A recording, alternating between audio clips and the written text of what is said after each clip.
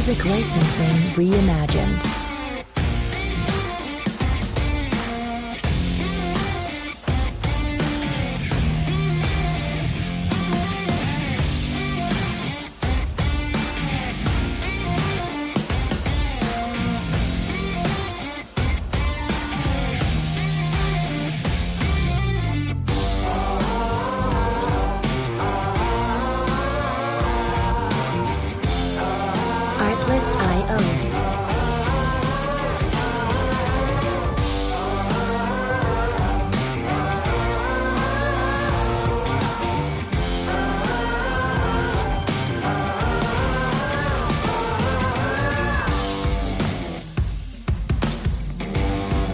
Music licensing reimagined.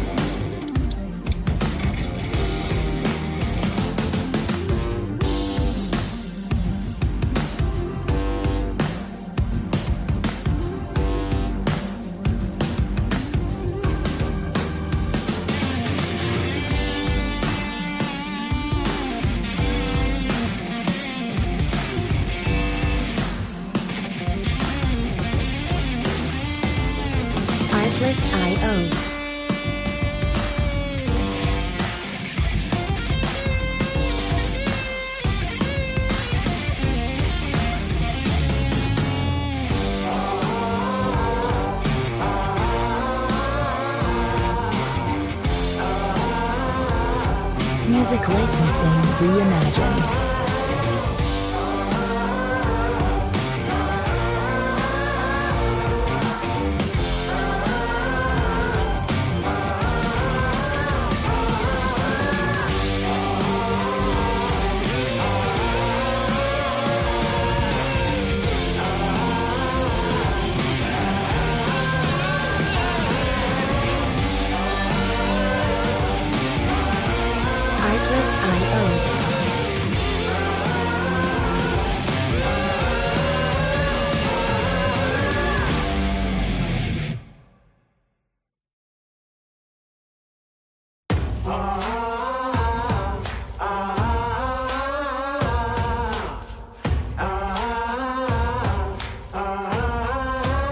Artlist.io.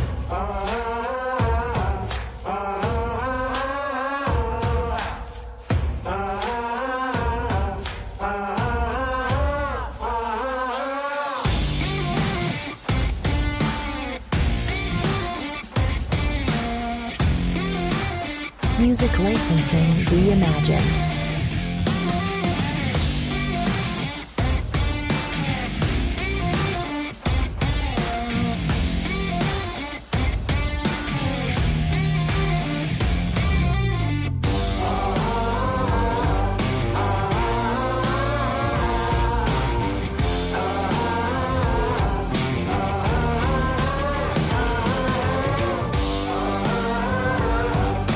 Artlist.io.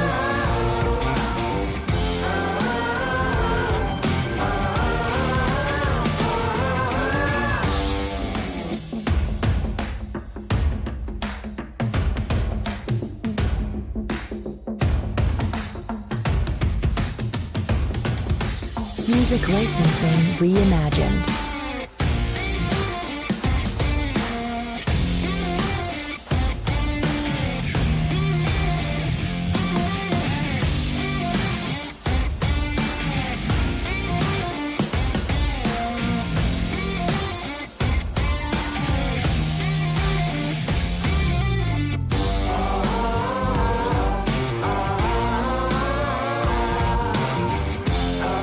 Artlist.io.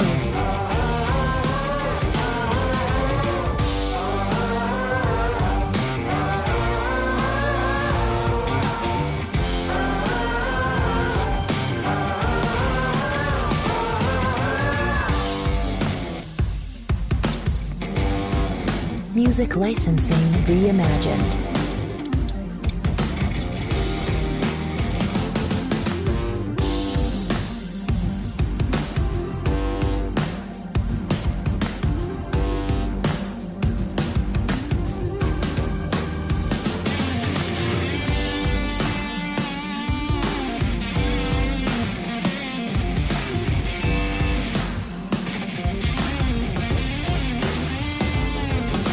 Artlist.io.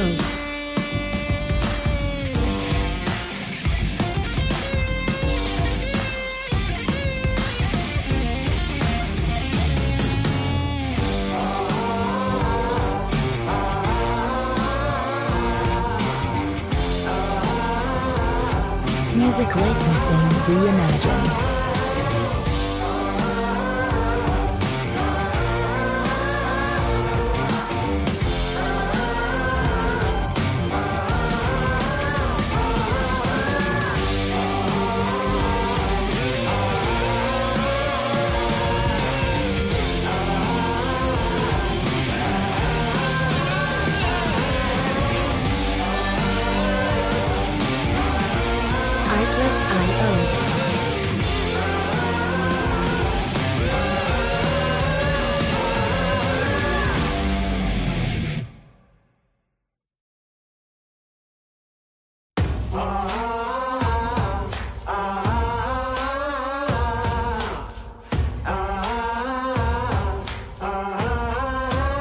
Artlist.io.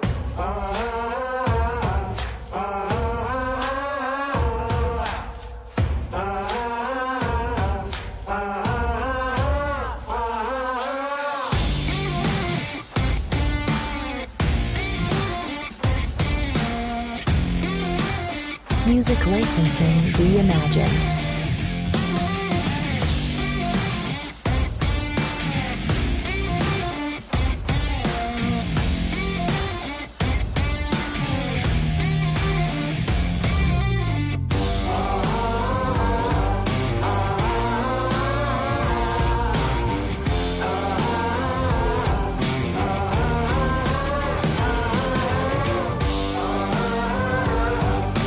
Artlist.io.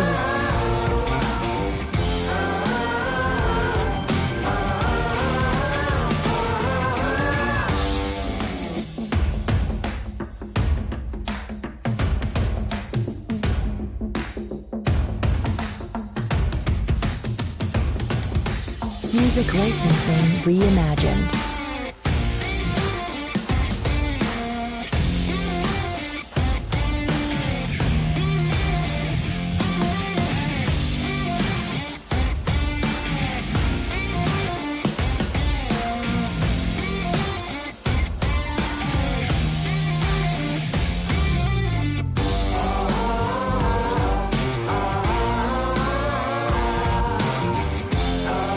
Artlist.io.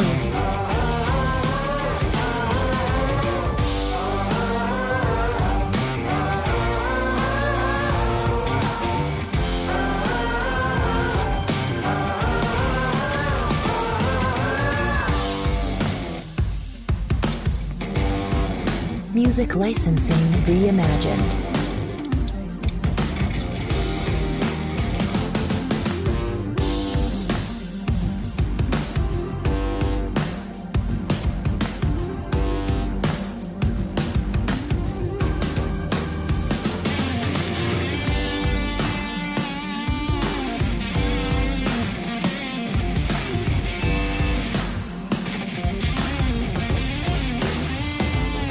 Artlist.io.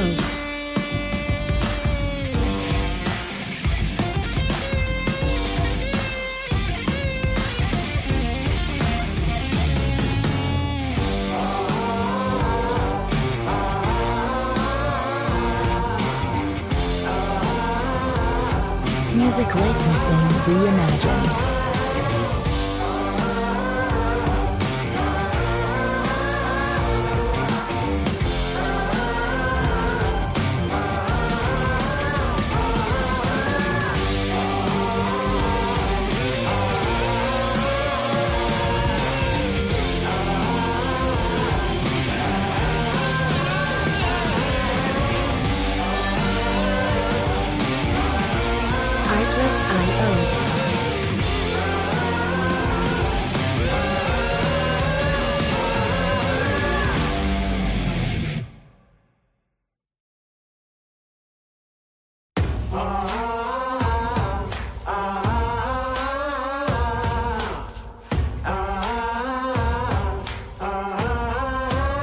Artlist.io.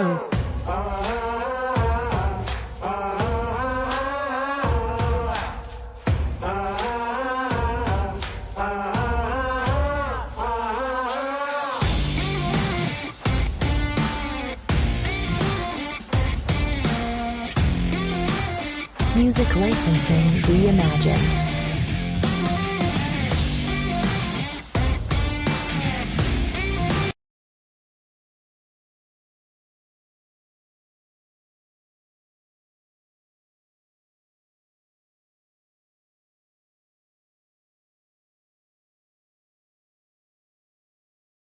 Oh boy. Oh God. I don't know what my only crime is being happy. That's all I did. I hate you. Holy shit, Danny.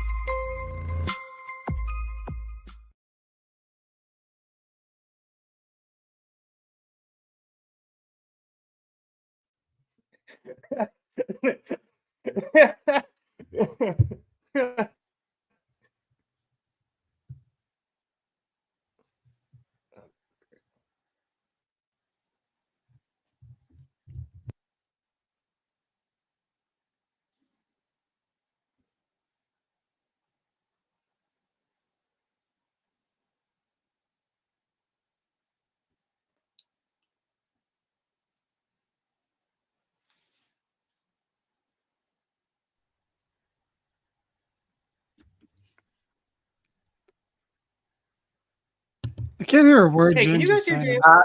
Yeah. No, James has been Keep going talking for 2 so minutes. long, saying absolutely nothing. You jumped in, I still heard the intro music playing. Like, what are you doing, my guy? Like, James is Yeah, on James. another level. James, you know what? James. Just take a seat, man. Just take a seat. Look, sometimes war is crazy, guys, and it does weird things. It brings out the worst of us, okay? And it's clearly brought out the worst of whatever the fuck James is going on there. He has a really sore throat. He has long COVID, and he just has no voice right now. But you know, other than that, everything else is good. No, it's not you, Jay. It's James. But let me tell you, Jay, I'm right there with you. Who the fuck does Undertaker think he is, coming in here and trying to one up Braun Breaker, taking a cheap shot after my guy just wrestled a long match? Like, what an old coward the Undertaker is for this shit. No, you're still muted, bro. We can't hear words you're saying. No, you're But anyway, Oh. this guy, Undertaker, bro, he has no idea what he's doing. My guy has nothing on Braun Breaker. He's literally trying to suppress the future, even though he's not wrestling anymore. What a fucking chump. All right, we got. Do you guys want to? You know, right off the bat, you know, this isn't your traditional fucking show here, so we got to be a little all over the place here. We're not doing a normal play-by-play of every single thing that happened in every single match. We're going to be all over the place. We're going to be back and forth. By the way, this is the Mark It Down podcast. You know, James didn't feel like saying that. I did all of it. I was like, this is Mark It Down. It's a special Tuesday night. You tried. None of it got through. None of it got through.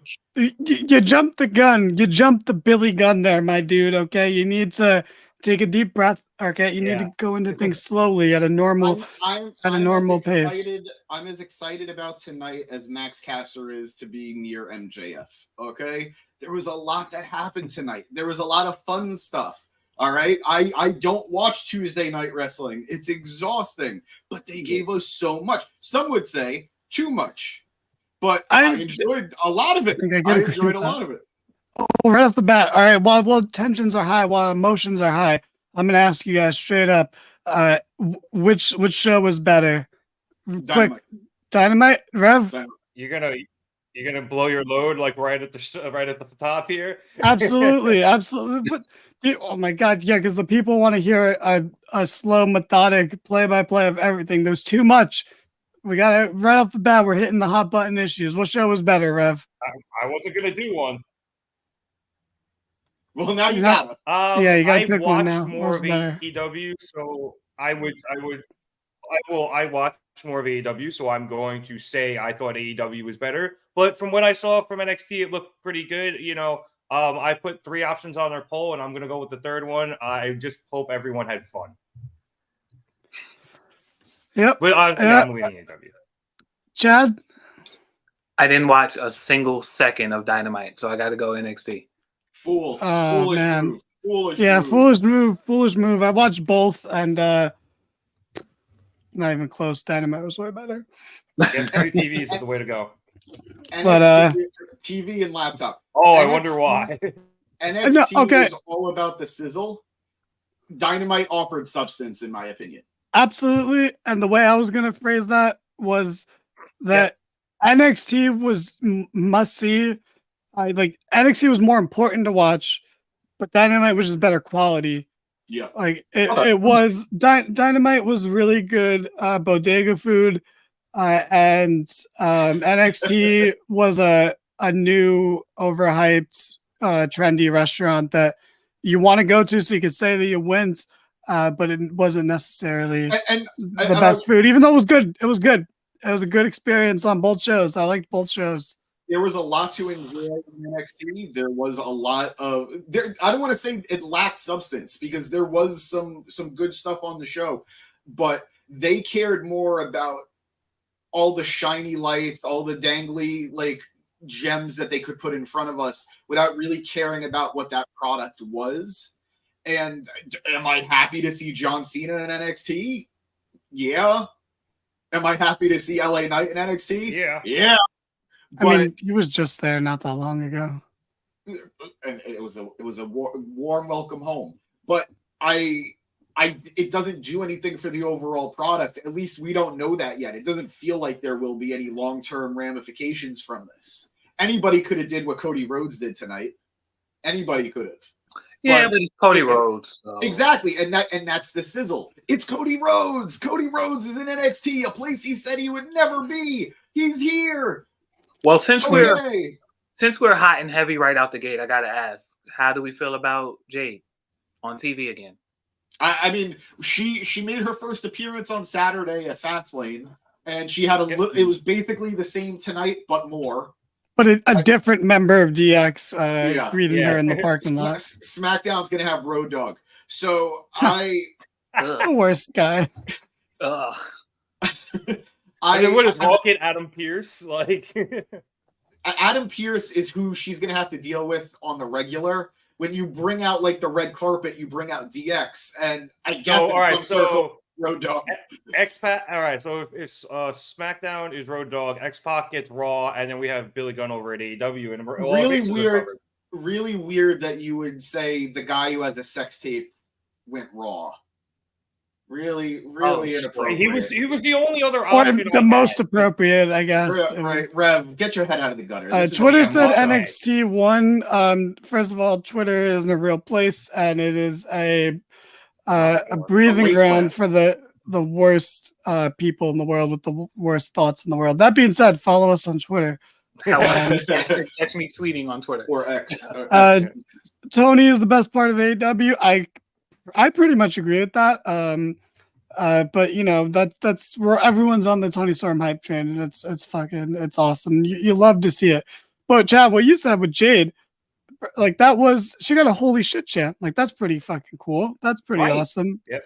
I mean, it's a novelty, of course, and they do this with not every new staff member, but I don't know. They're taking care of her really well so far. Oh, absolutely. Pinocchio Shenaj McGee pulled out all the spots tonight. That is a great name for Triple H, by the way. Jade has the cachet already. Jade has the cachet already where she deserves this type of entrance into WWE. Absolutely. So I think it makes a lot of sense.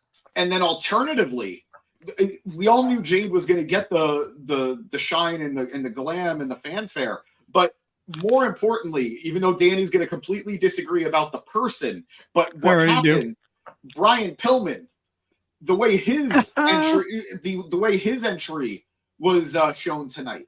You love him, hate him, don't care about him. That you're right with any one of the three, except for maybe loving him.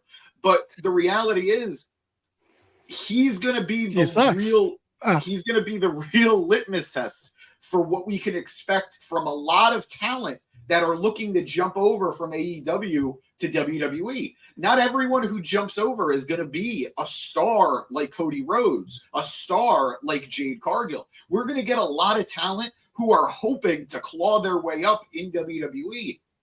Pillman, they are giving him the opportunity here. Or what's his name going to be? Lexus King? I believe that's the early reports. They only really has said his name was King this evening.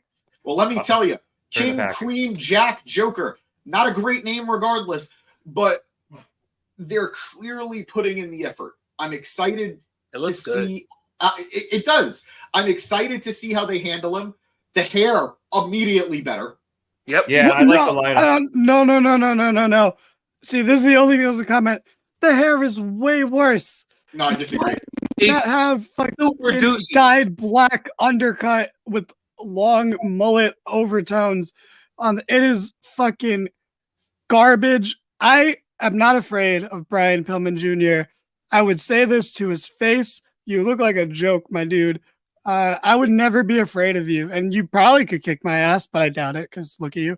But you know, I wouldn't be afraid to say that to you because this is how you appear. This is how you present yourself on television. I'm not gonna lie. He just posted a picture of himself literally 1 minute ago. Look how 1 minute ago on looks. Instagram. It's not a great look. It Bro, looks like he's wearing a wig. Super douchey. Bro, you look like Post Malone dressing as Tiger King for Halloween. All right. Post Malone looks awesome. I'm cool with that. Post Malone's a likable dude. He does not look awesome. He also looks like a twat. If he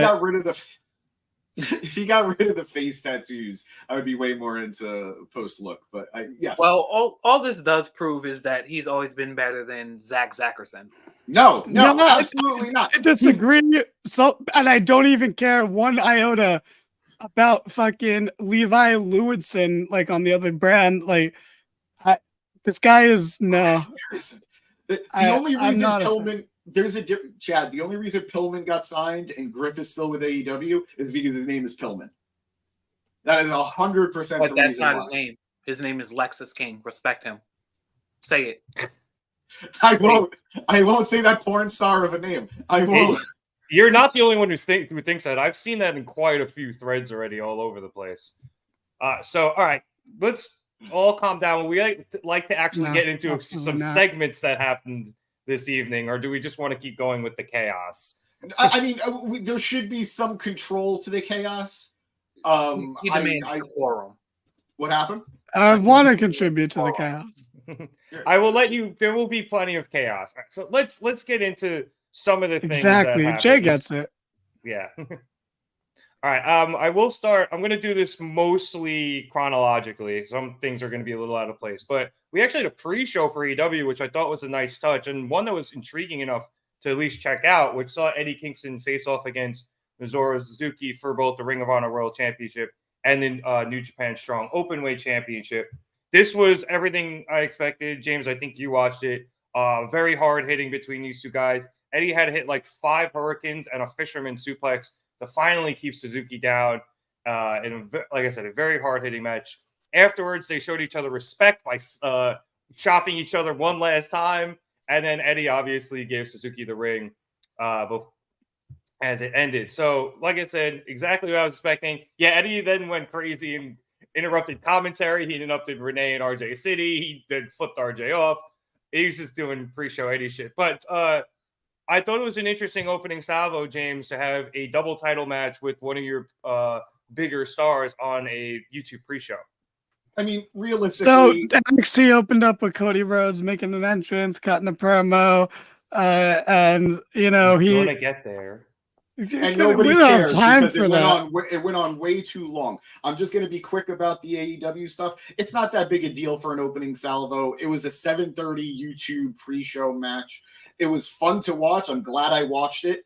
Eddie looks like an absolute beast against Suzuki. They always do a good job of making Suzuki feel like a threat, even though he always loses, a la Samoa Joe, I suppose. But this wasn't the real beginning. Like, AEW knew how to start strong on Dynamite. They did that with Bryan Danielson and Swerve. NXT knew how to start strong with Cody Rhodes, who is a big, big name, someone who's never been in the Impact Zone. I mean, NXT. But oh God, it's not a burn if it's from me. I'm the Impact guy. But I think to let Danny go into it.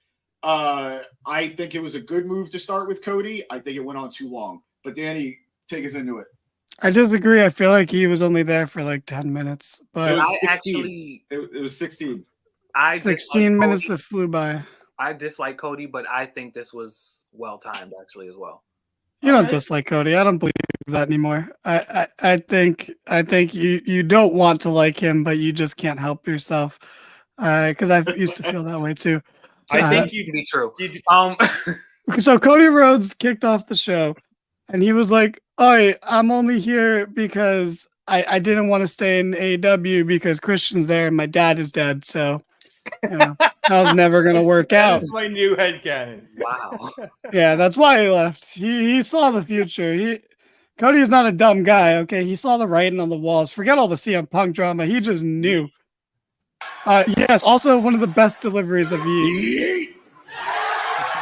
It was so angry. It's exactly how I would imagine a man from the South would say yeet. It was very guttural.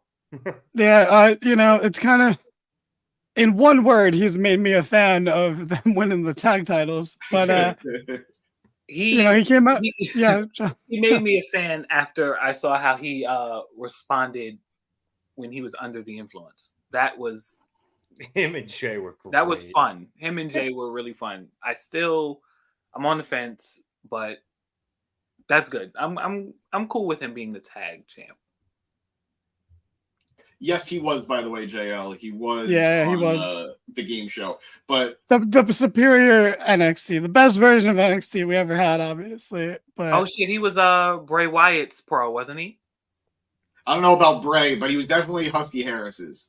Yeah. Tomato, different folks. But anyway, Cody was like, he's like, we're having the women's breakout tournament. We'll have no fear because the men are finally getting their own time to shine with their own breakout tournament. Don't you worry, equality is real. And that was the gist of his promo. And then he's like, there's a tournament named after my dad. Maybe we'll have that one too. But forget my dead dad and anything named after him. I'm also the surprise general manager for tonight, which actually was kind of fun. And I did enjoy that aspect of it. His interactions were great. He was interrupted by the NXT champion, Ilya Dragunov, who was just like, oh Cody, friend. Champion friend. Cody, who did not come out. I know he's not even from like the same part as the In-Betweeners, but he did not come out with this tag team title. It shows how much respect he has for that fucking shit. But anyway, Dragunov was like, "You're great," and then Cody didn't even say anything before the star of NXT, Dominic Mysterio, came out. Danny, I'm so sorry, producer boy. Can you put that tweet back up, please? Oh, the Twitter rankings. Yeah, the Twitter rankings real quick. I don't care about 1 and 2. I just love that they made it seem like it was an accomplishment that Dynamite drew more than the Brawling Brutes. Like, you have Cody Rhodes in that list. You have John Cena. You have all those names. But the Brawling Brutes feels like the perfect exclamation point for some reason. Come on, Twitter. But anyway, Twitter, the new version of Twitter always associates very weird things with the trending with, so I wouldn't put any stock into that, to be honest. It's the juxtaposition is funny though. Danny, go ahead. Sure. To just to get it over with, Dom interrupted, and that set up a match between Dom and Dragunov for later in the show, and it's with a special guest referee of Law Knight himself there for whatever reason. Yeah, first of all, good stuff. I like seeing Cody interact with people. His interactions at the night were really good. We probably won't get too much into him later, but his interactions with Tony D'Angelo and friend were very, very good, and I loved it. But yeah, fun opening, good stuff. It was just weird seeing him there, and it was just a precursor of how weird it was going to be to see a lot of these people here in NXT. But the crowd ate that shit up. How did Dynamite open? With the excellent Christian Cage backstage stuff? But yeah, so it did open with Christian Cage backstage, where he was in the TV truck, as we saw Producer Boy put up, and he talked to us about the implications of the evening, as there was a #1 contendership for his TNT Championship, where he called out Swerve, and then he also called out Brian, saying that a little birdie told him that Brian thinks he's the best wrestler in the world, which is a great line. And also his right hand of destruction, Luchasaurus, would be facing Adam Copeland. Just a little precursor for the evening. And then he declared that because he is the face of Warner Brothers Discovery and TNT, that the first half hour of Dynamite will be commercial free. It was actually more like almost 45 minutes to it. It was a long time. It hit if I'm not mistaken, it hit the 47-minute mark without a commercial, which is very impressive. And can we all just take a moment to congratulate Christian? We all thought going for the dead dad thing was how he was going to attack Brian, but instead he attacked Brian as a father. We're all playing checkers, and Christian Cage is playing chess. This man, and he knows, by the way, he's going to get a cheap pop for it because Birdie is not a fan favorite right now because of this retirement stuff. Yeah, no, he's absolutely brilliant. And speaking of that match, we actually ran right into that match. That's what kicked off the show. And I do think that kind of shows the differences in these two companies, where NXT and WWE as a whole, they tend to start with promos, and AEW tends to start with matches. Even though this one had a short promo at the beginning, it was still really kicked off with this Bryan Danielson versus Swerve Strickland match, again for the number one contendership to the TNT Championship. Swerve ended up injuring Bryan's ribs throughout the match, hitting a Swerve Swamp onto those ribs on the apron. He then attempted another one back in the ring, but Bryan countered into a single leg crab and then a heel hook. Eventually, Swerve got out of that. Danielson was then able to get in a label lock, and again, Swerve got to the ropes.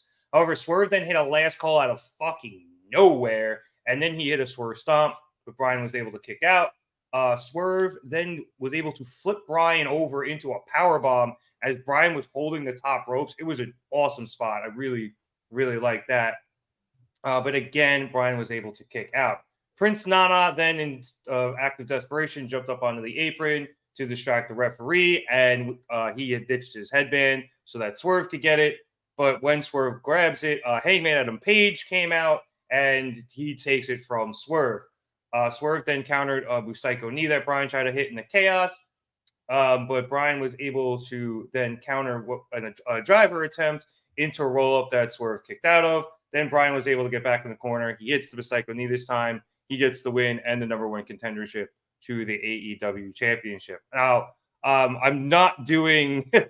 yeah, I honestly thought that was the end of the match. I'm not doing the match much justice. We're trying to keep these much shorter than normal, James. But great start to the show. I'm not surprised these two guys had really good chemistry. I'd love to see this match again. And hopefully they do it in Washington because both of these guys are from there, and it'd be really cool. I'm going to interrupt James immediately. No, you're not, because I want to know what Chad has to say. He just told us he didn't watch any of Dynamite. That's why it was funny. You're killing... I would never set someone up to fail for that like that. Okay, that's the sidebar. The sidebar is you're stepping on my stuff. You know, someone didn't watch the show, and you're just gonna throw to him. Like you're gonna set someone up to fail like that. Like, come on, we're a team here. I would never do that to you guys. Chad would never do that to us. All right, and you're just gonna throw to him like that. Yeah, this he's finally back, and you want to bully him out just like you bullied Eric out. Like, what is going on? I brought him back. I brought him back. I don't want to hear any of that stuff. Yeah. But anyway, James, I do want to say, no, please let me go first. I love this match. I genuinely think Bryan, I mean, I've thought this for a long time, but, I think Bryan is the best wrestler in the world. I think his matches are so good. And then, like JL was saying that he thinks like Bryan and Swerve and like Tony Storm are setting the pace for how AEW should be. And like, I agree with that to an extent, because I think the base criticism of AEW not telling stories and shit is like a farce, and just based, it's people who don't watch saying that shit for the most part. But Bryan's matches are different, and he always just makes his matches that little bit different than everyone else's, and that much better than everyone else's. Him and Swerve were on another level tonight. Like, I don't know. It's recency bias, but like right now, that Zack Sabre Jr. match is like that. I think that's my match of the year right now. Wow. Again, it's a lot of recency bias. Wow. Yeah. But this match was really good. If this was a pay-per-view match, I can only imagine how fucking good it was. And Bryan winning, although I think booking this match was like a little, whoa, both these guys should be winning matches right now. That's a great tweet. But I think, like James said last week, Brian winning makes more sense. You're not going to have doing a heel versus heel isn't as tempting a thing. And then Hangman costing them it makes sense. I wish him and Brian had like a little stare off. That's the only thing I would have changed about this. But, you know, great stuff. Brian's the best. Brian is just the absolute best. I completely agree. And I think it's telling that Brian has so many potential match of the year candidates already. Whether it's Brian versus Zack Sabre Jr. I wouldn't necessarily put this one, but I know a lot of people loved it too. Brian versus Okada, or Brian versus MJF. Was that this year too? I think it was. Yeah. Early this year in the Iron Man match. Brian is just absolutely killing it. And for a guy who's slowing down, he like his slower speed is still faster than most people's. So loved seeing Brian continue to tear it up. Tonight was an excellent match. Hard hitting. And we both, I agree with what you said, Danny. We went into tonight a little worried, like both of these guys needed a win after getting a big win at the pay-per-view. You don't want to slow them down at all. But I think they did a great job of protecting Swerve. He only lost because of the interference from Hangman. And his story is going to take him into a different place. As opposed to Brian, this feels like exactly what we've all been wanting. Brian Daniel, I feel like I've been screaming it for over a year now. Brian as the TNT champion just makes a lot of sense to me. And I think that's where we're going. I think that is going to happen. And I think we've been screaming that since he came in. Well, no, we've been screaming Brian for the AEW World Championship. The moment he lost that first world title match, I was like, I'm cool with him being TNT champion. But I am tuning into Collision this Saturday because I want to see how this match goes. I'm very excited for it. And to just bounce off what you said with Hangman, I think the big thing there is we are kind of seeing a BCC face turn-ish, kind of. At the very least, they're much more in tweener territory than they have been in a long time. So I don't think they want to do anything to overtly put him against other baby faces. So I think that's why we missed that interaction. But that wouldn't have been cool. I don't think that would have been put. It literally would have been an acknowledgement of the past, which usually have no problem doing. Yeah, and I agree, but I'm not. As much as it would have been cool, I wasn't taken out by not having it. So I'm sure those interactions will come at some point. And then the one other thing I want to say about Brian wrestling, and it's funny because you were talking about the speed at which he's going, and that's another thing that makes Brian so good is that when he starts going, because people are wrestling at a breakneck pace in AEW. That is one thing that is like undeniably true, that the pace is way faster in AEW and WWE, and that could be off-putting. I could see how that could be off-putting to people. But when Brian does it, everyone's off their feet. He has the crowd standing.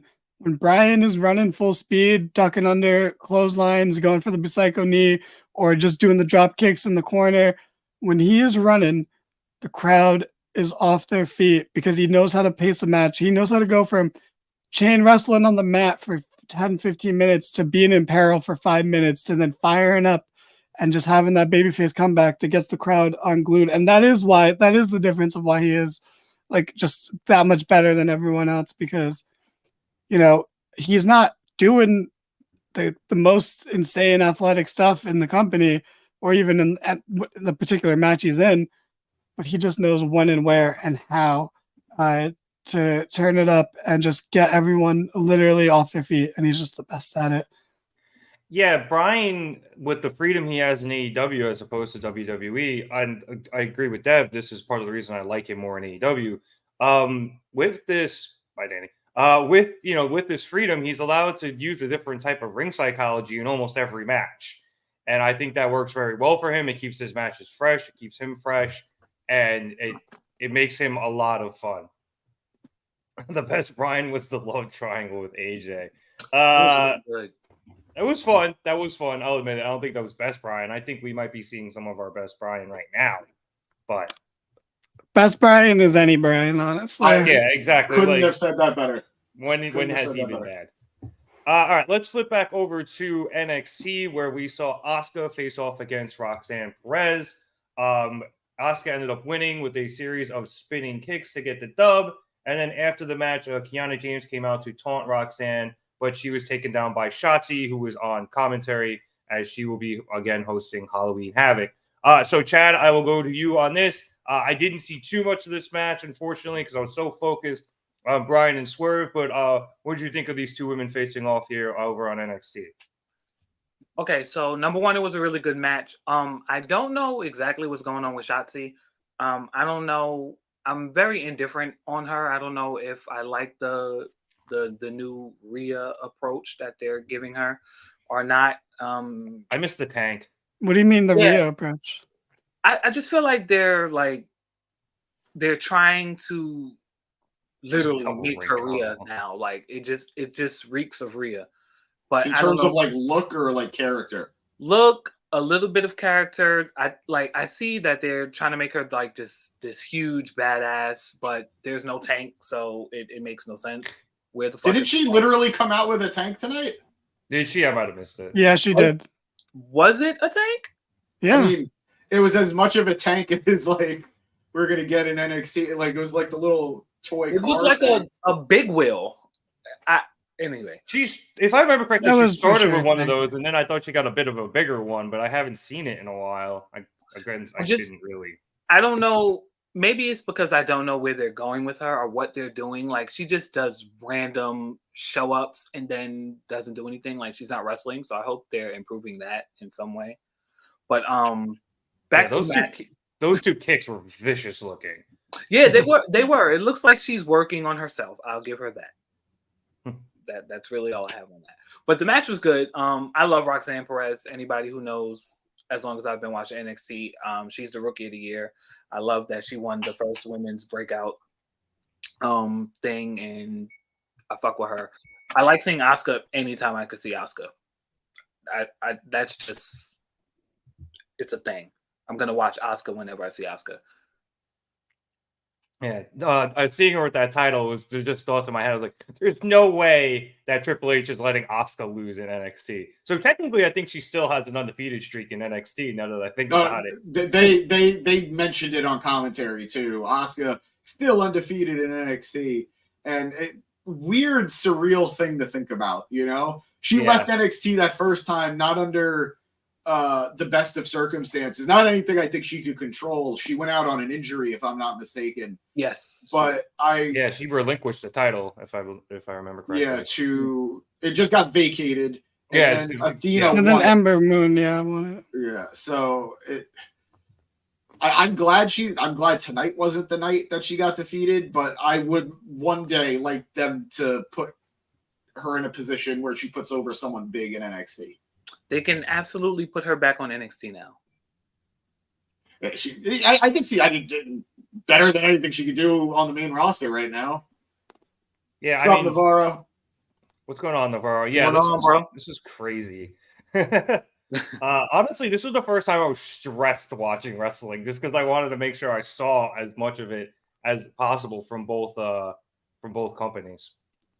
I don't know what this is supposed to mean, but it's mesmerizing in a weird way. I think it's just the person being super duper happy. Danny, did you have any thoughts on this match? Were you able to catch it? Yeah, I caught it. I mean, there's not much more to say about it. It was nice to see Asuka in NXT. It almost just made me sad in a way. You know, thinking how Asuka used to be versus how she is now, even though she's still awesome. And like Asuka still be loved and over no matter what, no matter how badly she gets booked, you know. But it was cool, you know, right? Like it would have been cool if Roxanne won, but this isn't a match where it's like you got to put over the up and comer. But like I feel like that'll be a overall criticism of NXT right now, is the main roster stars are just coming in and winning. But there's like I've said it before, there's a time and place, and you know. Like it's not necessarily the time and place. And if Tiffany Stratton, you know, walks into SmackDown and beats Asuka, that's a way bigger deal than if Roxanne Perez won on a random NXT. Yeah, you know? I agree. Yeah. Very true. I also because I was gonna say if they do a Strat and Asuka thing, that should be on main roster television and not on NXT. Agreed. That's fair. And also, too, whenever you decide to give Asuka her first loss in NXT, that's a star-making performance for whoever gets it. It's a huge rub. So not a random Tuesday. Yeah, you got to keep that one in your back pocket. Probably have it on a takeover or whatever they're calling their pay-per-views now, and let it be somebody that you are, grooming to be the next like Charlotte Flair level, competitor in WWE. Tiffany's right. Yeah, but I think Danny's right. I think he maybe do that. You can do that one on SmackDown, and it'll be good. But like in NXT, I think it's a way different rub than you're gonna get just on the main roster. Yeah. To answer JL, Roxanne was getting booed, but that's because she was going against Asuka, who's black and gold NXT legend. Nah, this is like the third time Roxanne's been getting some boos. I think it's probably also because she's super duper babyface, and we don't get Bailey type baby faces anymore where everyone loves them. So it's a different playing field altogether. Yeah. I mean, I miss black and gold. Me too, man. You and me both. All right. NXT has been good recently. I can't really complain that much. It's Danny's favorite wrestling program right now. I mean, this episode was only okay because Becky wasn't on it. So I was like, what was the point? Why did I watch that shit? Like, I'm not watching for fucking Undertaker. She had a video package at least. Yeah. I said to myself, the only thing that would have made tonight actually perfect is if Becky was on it. Like, to be honest, how do you miss? They're gonna demolish AEW in the ratings. Like it's not even gonna be fair. Yeah. But like, of course, they would have won without all. If it literally was just Becky and Dom, like it's been the past couple weeks, they still would have won. Yeah. Because I agree. Right now, I mean, well, one, Becky being on, like she got over 1 million views, like for the overrun, but like WWE is just a hotter product than AEW right now, unfortunately, and like. It's weird for us because like our WWE coverage doesn't get as much views as our AEW reviews every week. But like, that's just how it is. Look at these crowds. Like, WWE is on fire right now, and they're not even putting on these amazing shows. All their shows are just mostly fine. Yeah. And then they become good, but like right now they're the hot thing right now. It's like they were always gonna win, but all you needed was Becky and Dom for this. Like, and the truth is, I'm sorry, Chad, go ahead. Oh no, I was just saying it's the bells and whistles, but like you said, it's just a hotter product. But I agree with you guys. AEW has the substance. That's where the best wrestling and best storytelling actually is. But WWE is just Fastlane was mid. What are you talking about, Eric? Well, he meant like for our channel, for our views, it's doing very well. Thank you. Gotcha. Yeah, no, thank you all. I can also say there is no way AEW is going to win just because it's on a different night too. Yeah. It's an unfair fight. Yeah. And it also makes me in a way resent how hard Tony booked tonight, even though I understand he had to. Like Swerve Bryan was a match that should have been on a Wednesday. Adam Lucha should have been on Wednesday. It shouldn't have been on a Tuesday where they were destined to fight an uphill battle. But you know what's weird? I was the most upset about Hangman versus Jay being on this show. Yeah, like, that's blowing a fucking big match. Like to me, I was like, that's wild. It is and it isn't. And what's his name? White did call it out, and afterwards on his promo, he's already 4-0. And this match already, like, when they have the bigger match, it's going to feel like a bigger deal. I think this was a warm-up. I don't think it'll make it a bigger deal. I just think it will still feel like a big deal. Fair. All right.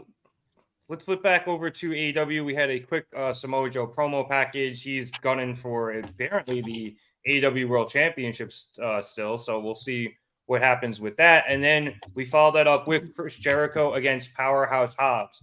This was not a quick match. Hobbs absolutely fucking dominated Jericho. They were very brief moments where Jericho got in some offense. He hit a code breaker that Hobbs kicked out of. He got in a walls, but none of it mattered at all as Hobbs just threw him around like a rag doll, eventually ending it with a slam. It almost looked like a world's strongest slam.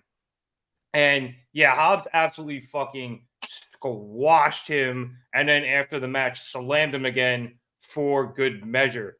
So this is, yes, exactly. This is something that I think we've been waiting for out of Powerhouse Hobbs for a very long time, Danny. Like we've all seen the potential. A lot of the veterans who have come in have seen the potential, mentioning him as somebody they want to face, as we said over the last couple of weeks.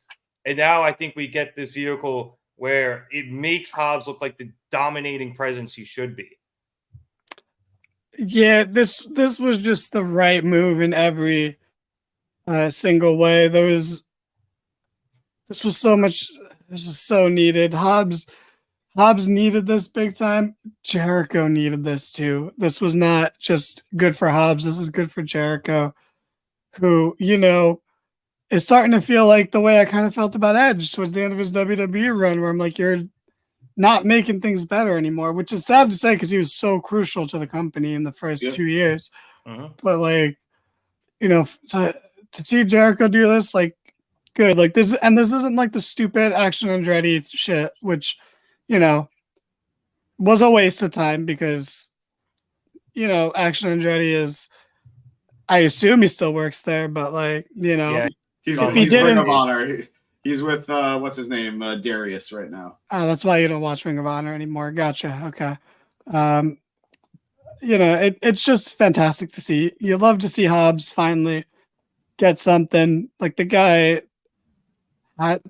just the sneer that Hobbs has is just he has the facial expressions. It's more of a snarl, I think. Yeah. Yeah.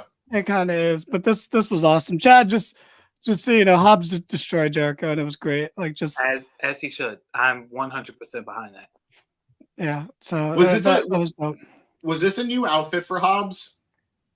Like, were these new tights for him? I know I remember him mostly wearing a singlet. I don't really remember him wearing trunks that much.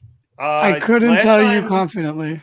Yeah. Last time I saw him, wrestle, which was on the pay-per-view against Miro in the fabled meat match, I'm pretty sure he was wearing a singlet. So if he wasn't, honestly, the match was so quick, and I was again so back and forth. It was one of those things I picked up. But yeah, I mean, new look makes sense. I did just want to cover a couple of things before I throw to you, James.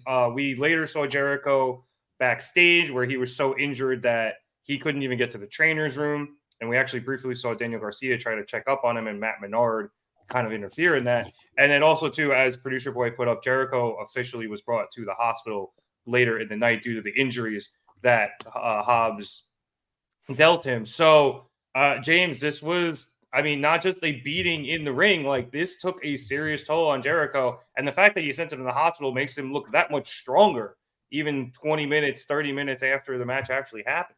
Absolutely. Hobbs is finally being booked the way we want him to. I am being cautiously optimistic because there have been plenty of moments where we thought, oh, we're finally getting Hobbs the way we want him. But this is a good start. 2 weeks of really solid booking for him. Looking like a monster last week, looking like a dominant winning monster this week. So I'm very excited for what next week will bring. Another person I'm being cautiously optimistic. It was not a roll down singlet. These were straight up tights. He's rolled it down before, but he has, yeah, but not in this instance. I am also just going to be cautiously optimistic about Daniel Garcia. I have given up on thinking good things are going to happen for him this year, so I'm sort of just waiting and seeing. But the match was exactly what it should have been. Jericho never really has a problem putting someone over, as weird as that sounds. No, but he'll do it. He'll do the job if he thinks it's the right move. And this was absolutely the right move. Hobbs, I want more of. I am very conflicted about what I just saw on my screen. But Hobbs looked great. And if he's going to dominantly squash somebody, I'd rather it be Jericho than Kenny. Not that I necessarily want Hobbs to be fed to Kenny, but if Kenny's going to get his redemption tour sooner than later, he's probably going to get the win over Hobbs. So I think this was a good way of booking all around. Yeah, I'm excited. I agree with you on Jericho. I think as he's one of those people where I think, he's like, if the story is going somewhere, I'm willing to put that person over. So I think this story is obviously going to go somewhere. I think they have big plans for Hobbs. I'm excited for what these plans are. I would be remiss in mentioning that he also came out with that corny piece of shit, Don Callis. So that's, he's, I guess, officially a part of the family. And I think Don can help elevate him a lot. So at minimum, he will help him be in high-profile feuds. Who is officially part of the family right now? It's Sammy Hobbs, Guevara, Hobbs and Takeshita. And Ospreay is like the cousin Oliver that he pops up sometimes. Yeah. Okay. All right. That's what we got so far. But I'm happy for Hobbs. Hopefully they don't fuck it up. I have a quick question. Producer boy, do you want to go bowling on Sunday? All right, back to NXT, where after we got some backstage promos from the two teams, we saw the Brawling Brutes and Tyler Bates take on Gallus in a pub rules match. I was trying to watch as much of this as I could because it looked violent. There were pool cues. There was a fucking dartboard. All right, have fun going bowling, guys. Eventually, this match ended, though, as the Brawling Brutes were able to put Joe Coffey through a table and pick up the win. Danny, this looked violent. It looked fun. And it looked enjoyable. And it's nice seeing Tyler Bate with Butch. Thank you for calling him by his proper name. It was a lot of fun. It was very violent. But I think we should just throw a chat on this one because the poor guy, he's just waiting to talk about NXT. He's so sick of us talking about Dynamite. So let him take the reins on this one. Well, number one, I'm not tired of hearing you guys talk about Dynamite because I missed it. So I like being filled in. I'm not bored, hardcore casual. I'm sorry. Apologies. Let me pep up a little bit. I'm just tired, but no, I'm not bored at all. Did you just say, let me pep up real bit? Pause. Hey, which is fine. You pep up however you want. No judgment here. The fact that James is making fun of you for that, the fact that James is making fun of you for that is the real problem here. Yeah, not making fun. It was unexpected. It really wasn't like that, Chad. It was like what James did, but that's fine. James is making you feel bad for it, which he shouldn't. That's the messed up part here. Chad, where's the banner? You are. No banner. No banner. The bully. But no, this match was fun as hell. It was super duper chaotic. Wrong banner. Yeah, I don't want to make a new one. It was super violent. It was super chaotic. It was exactly what I needed. It reminded me of like APA and Acolyte barroom brawls and shit. So it was fun for me. I love seeing Tyler Bate. So him being with Butch, his rightful name, Rev. Him being with Butch now is super dope. I think he should join the Brawling Brutes and go to SmackDown.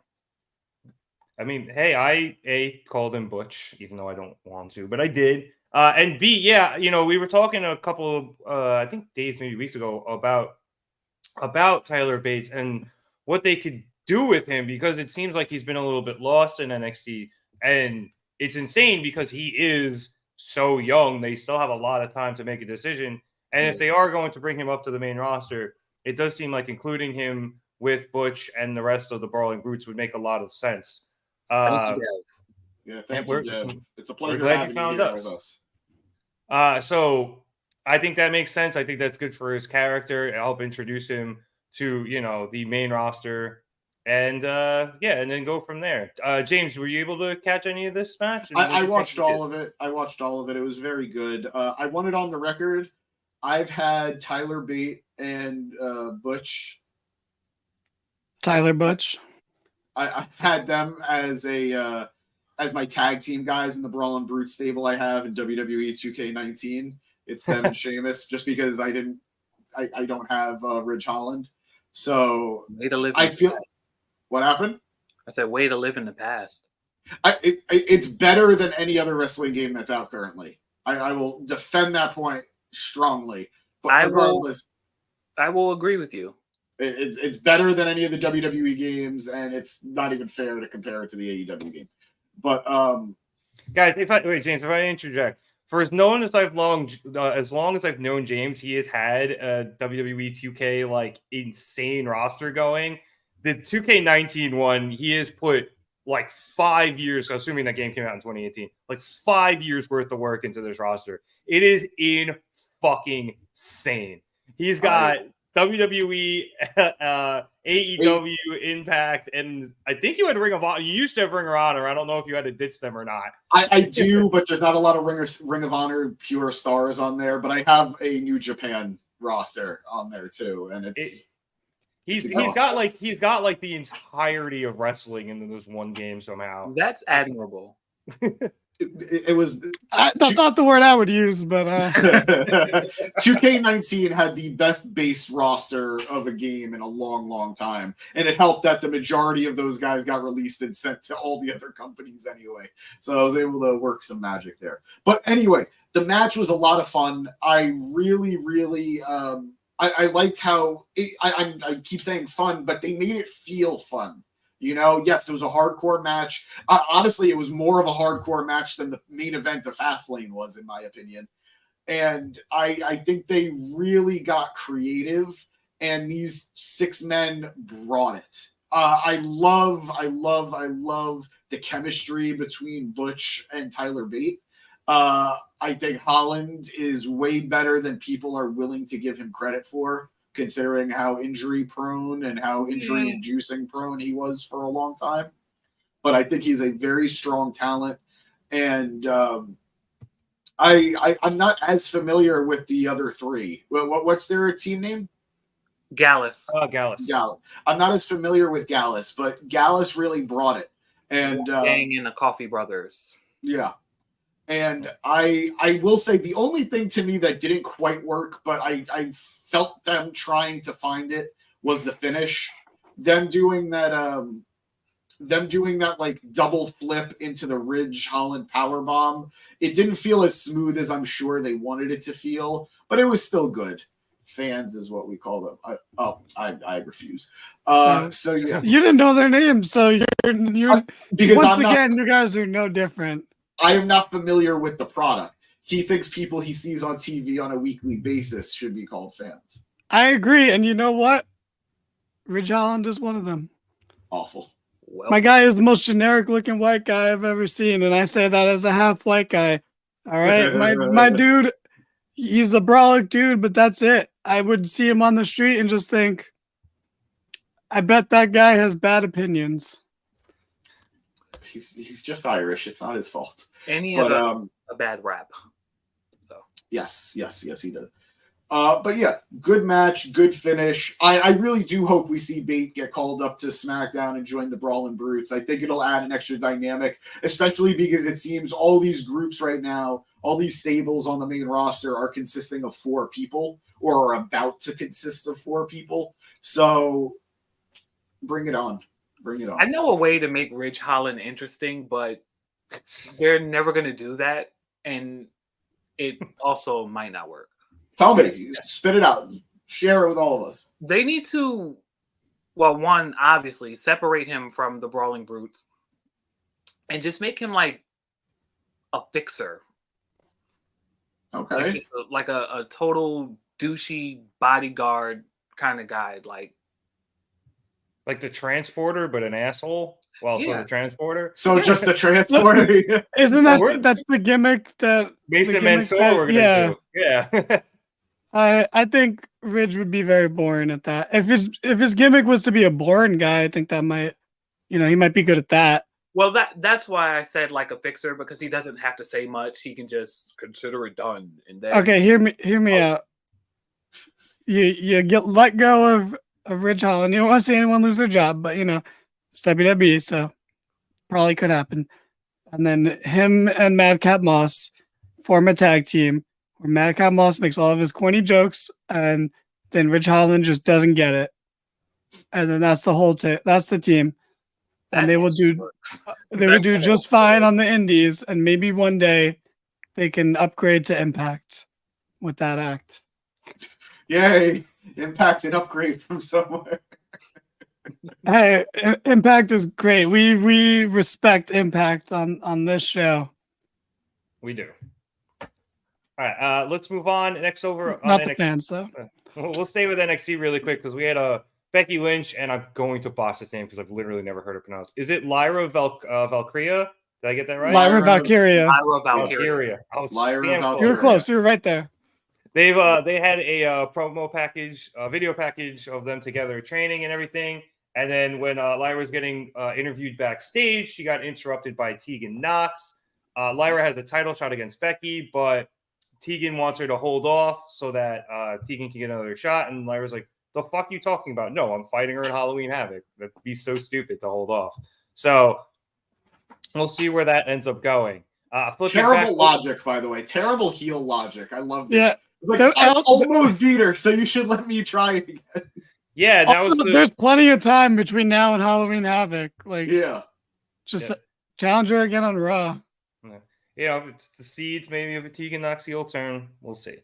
Maybe. I think they're pretty clear about it. Well, they had to be planted first. You know, first you plant the seed, and then you fuck the shit out of the seed. Can I just real quick That's true. We are gardening experts here on the Markdown podcast. But real quick, I want to say that Tegan did get a good showing on Raw last night, and they presented her as like a credible person who had a lot of counters prepared for Becky Lynch.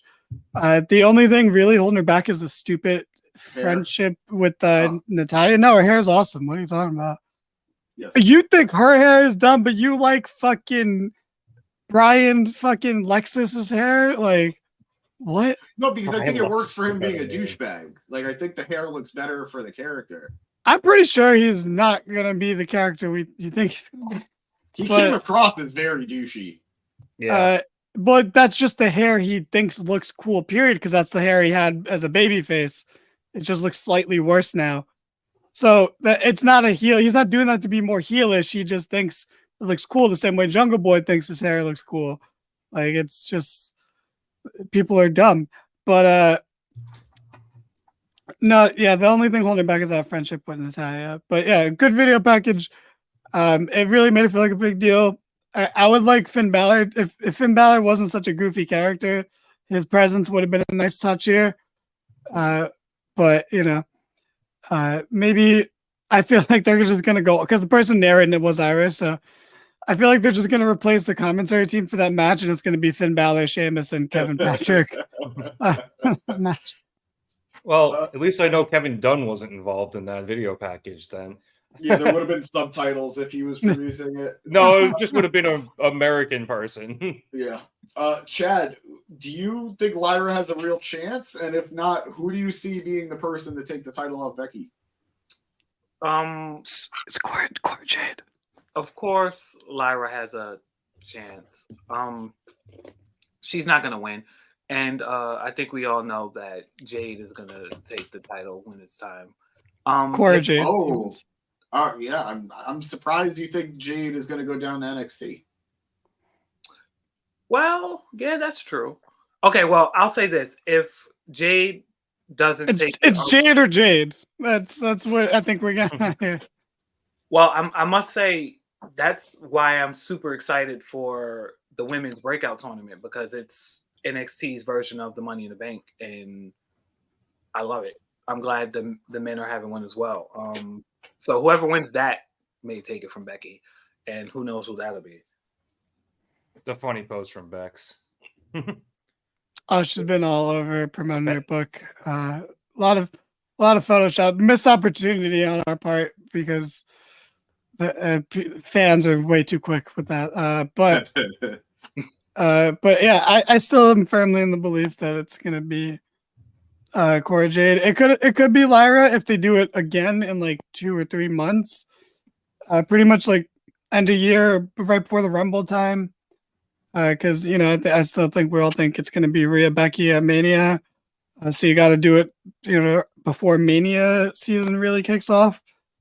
But doing it like a month after, it's too soon. So I don't think it's going to be Lyra right now. Anyway, you know who it should be, honestly, who should win the tournament and the belt and turn heel and just obliterate everything? Fucking Katana Chance.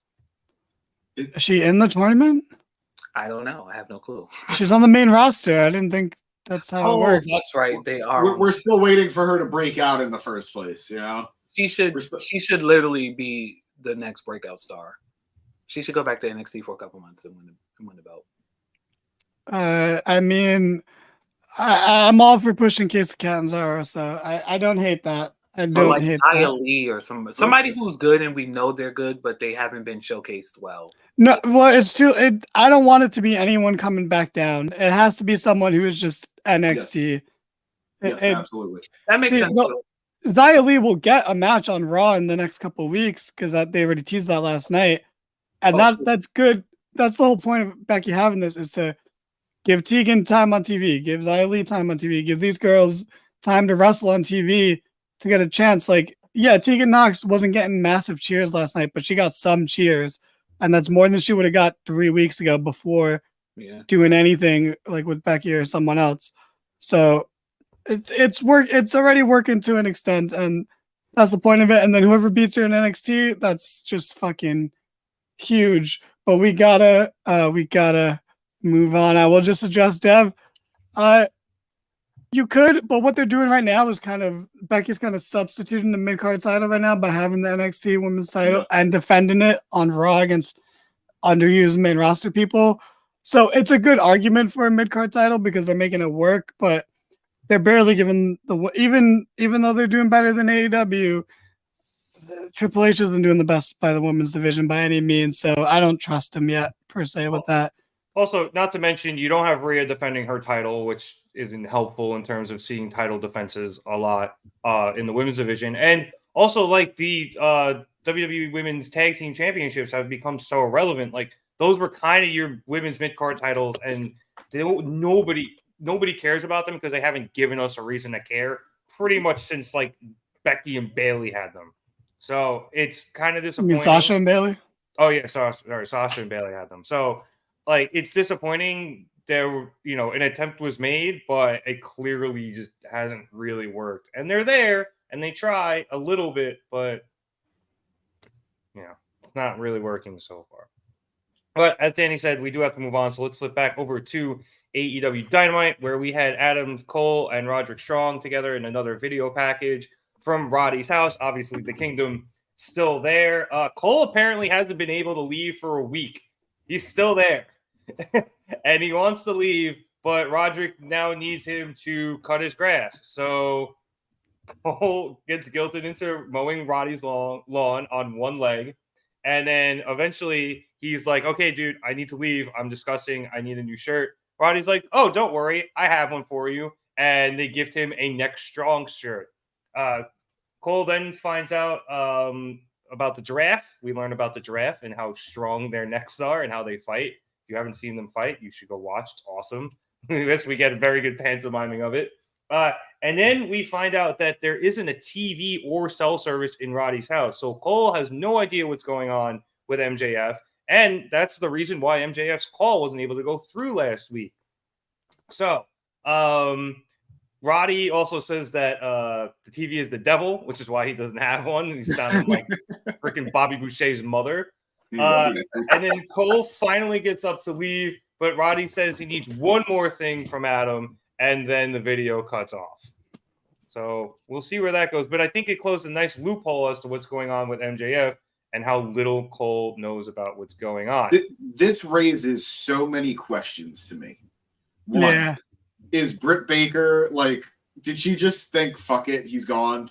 We had a good run, whatever.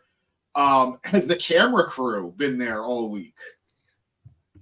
And if they have been there all week, how are they getting the footage out to AEW if there's no cell service or like internet or anything? I guess they leave every day. And if they're, why is Cole not joining them? Because are Roddy's they like, sorry, like the seats are full. We like the equipment takes up that last seat, Adam. I'm sorry. So many questions here, and I These love are every second things of it. you don't have to worry about because wrestling isn't real. All right, but yeah, anyway, it's still another fun package. After that, we then had Rey Fenix against Orange Cassidy for the AEW International Championship. Orange worked over Rey's back for a lot of the match. He's very banged up, both in kayfabe and in real life, and Orange went after it. Eventually, Orange hit 2 DTs, one from the top rope and one as a tilt-a-whirl, but Rey was able to kick out of that.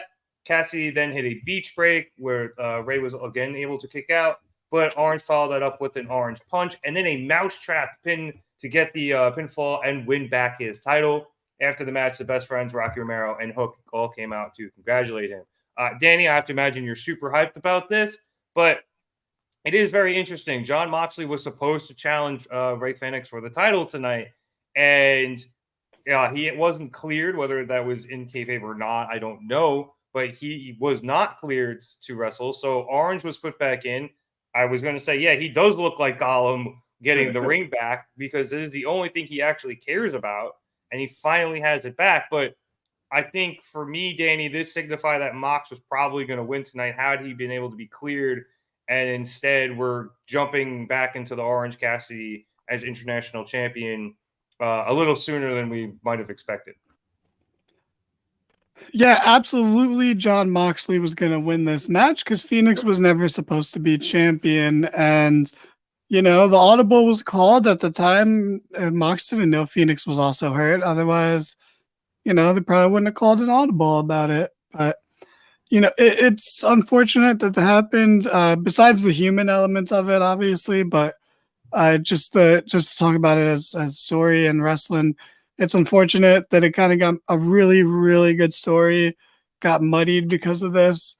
And it did dilute what was going on. But this was, I think, a great move by TK. And it's one of the few things that WWE does that I think they've usually done right. And you can't really fault them for, which is going with the replacement for the win. They'll do that a lot where then someone gets injured, they have a replacement, and that you think, oh, well, that person's just there to lose now, and then they end up winning. And I usually that turns out good because you get a good swerve out of it, and then you get a swerve out of it so you actually feel compelled in future cases about, okay, well, you don't truly know who will win in this sort of situation.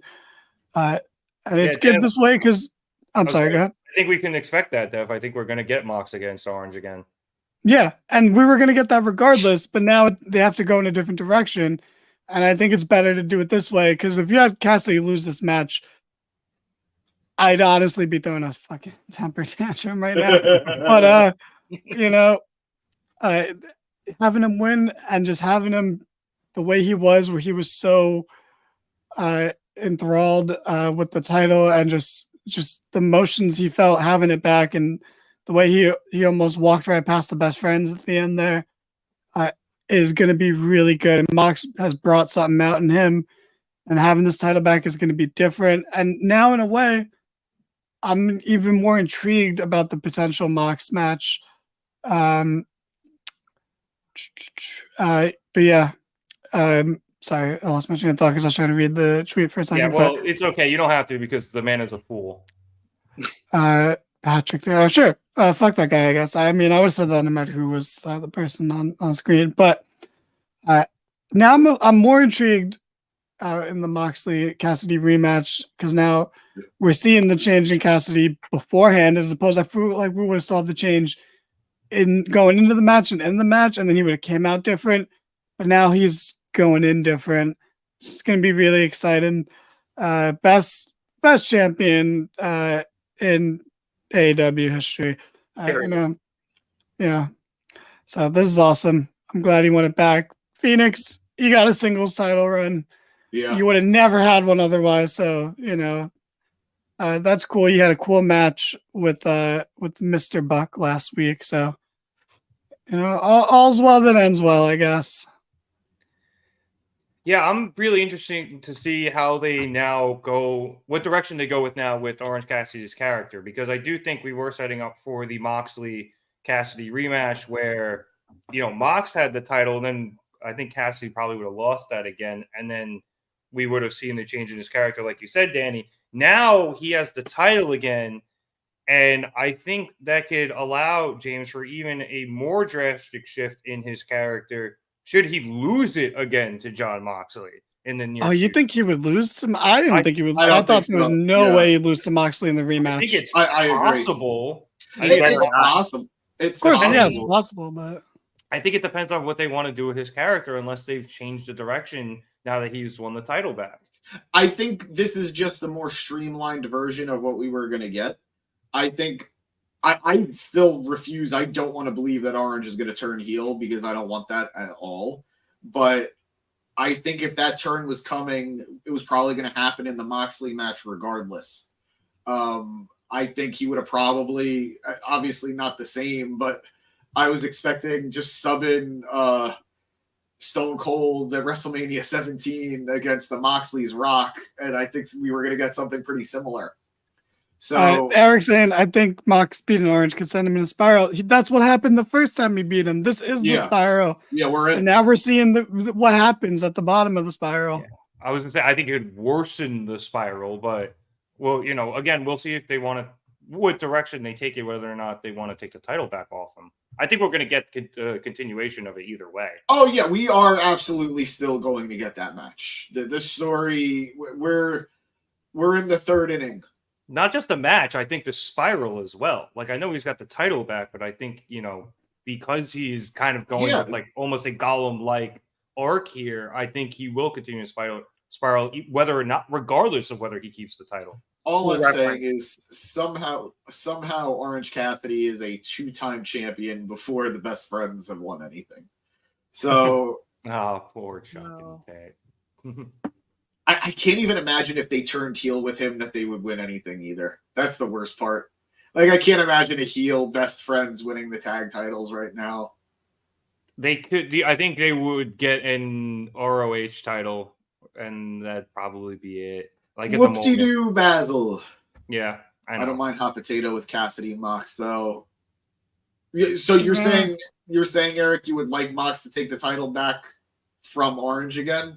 Yeah, and he could be wrong. Like, that's fine that he has that opinion, but yeah, everyone's allowed to. Yeah. But yeah, this was a quick match. As I think somebody said on Twitter earlier, that producer boy put up. But Ray does have all of these injuries, so I'm not surprised it was that fast. Who knows what his near future holds in terms of time off or surgery or whatever. But hopefully he's okay and gets back quickly.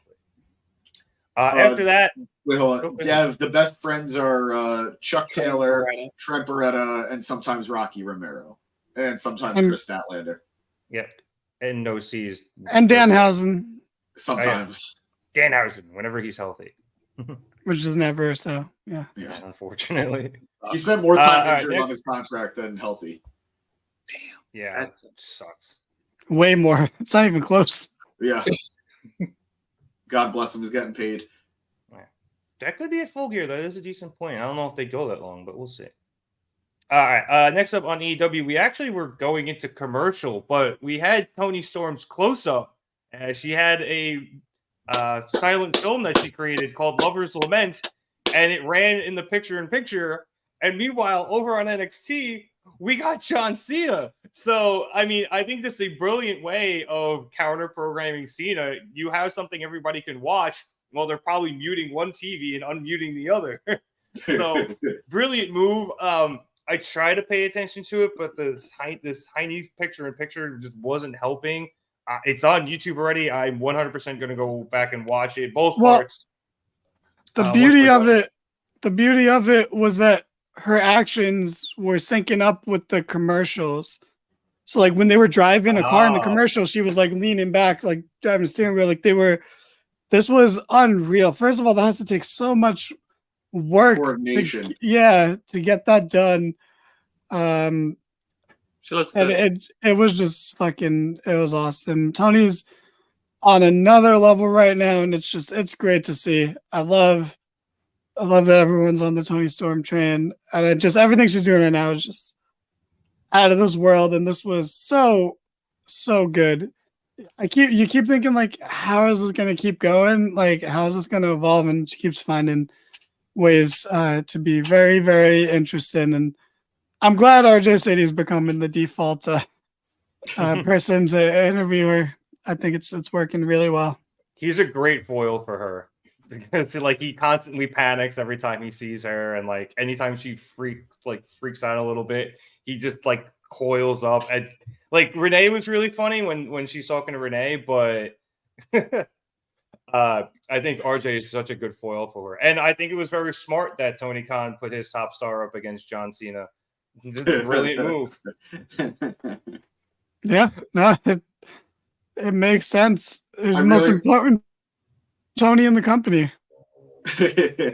I really want to see how the Tony Storm segment does in the ratings versus Cena, because I want to know because of the this could be another the Bunny and Brock Lesnar situation. Seriously, exactly.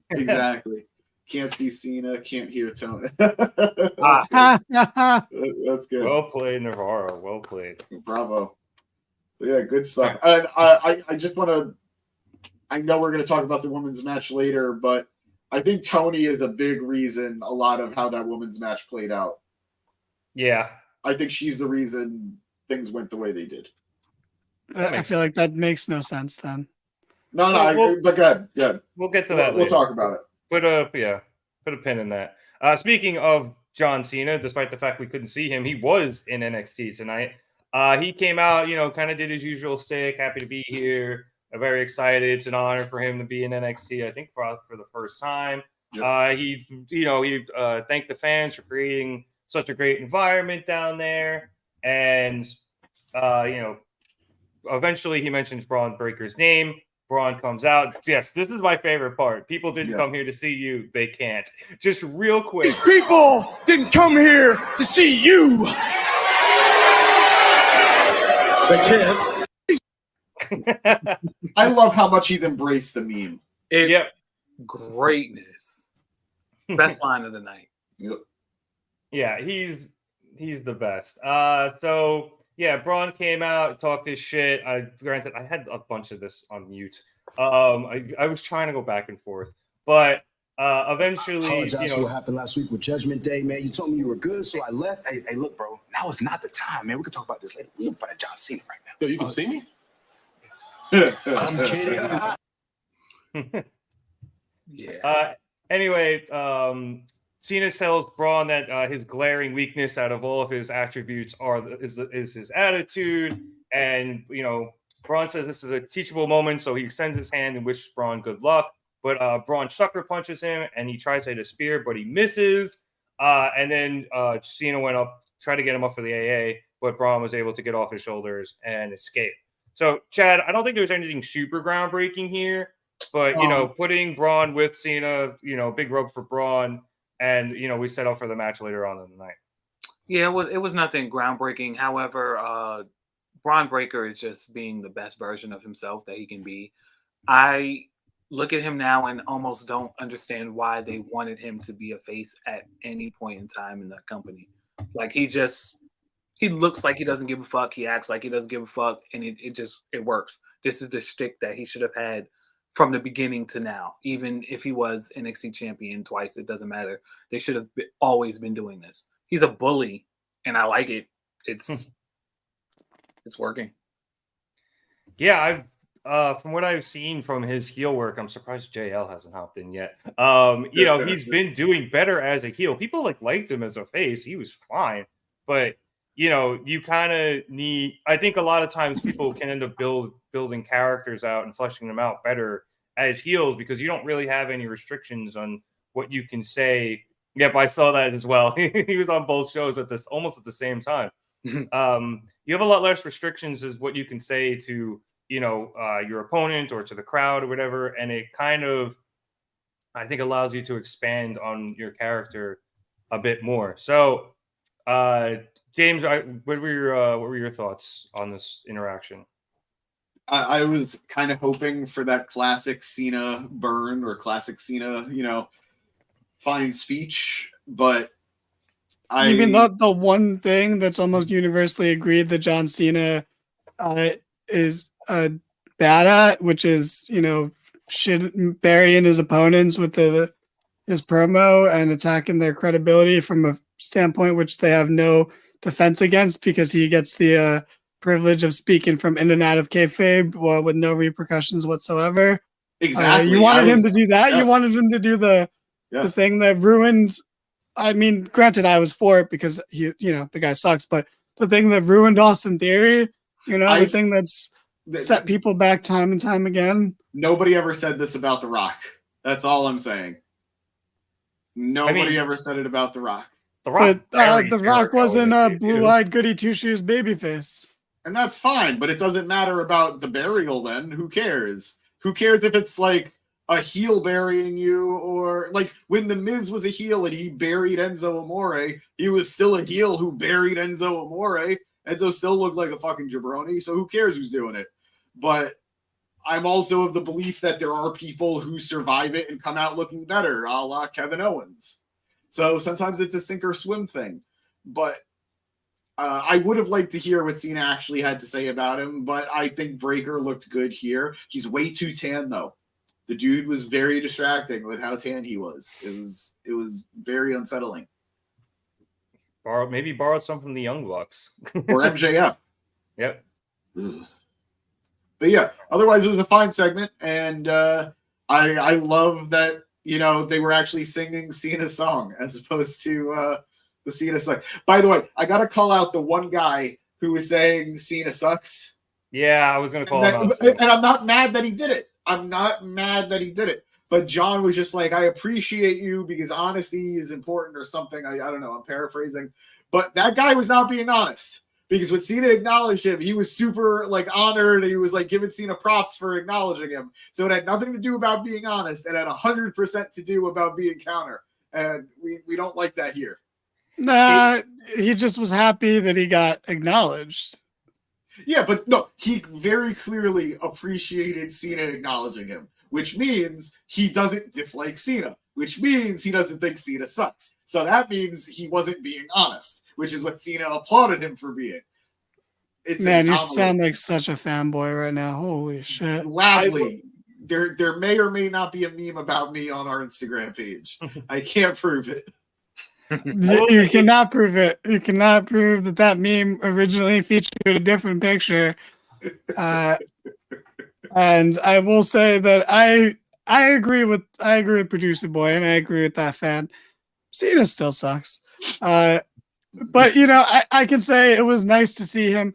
The only thing I liked about this, I like seeing him have a good time and enjoy himself, because you can tell he's appreciates not being shat on anymore, that people are just appreciative of him.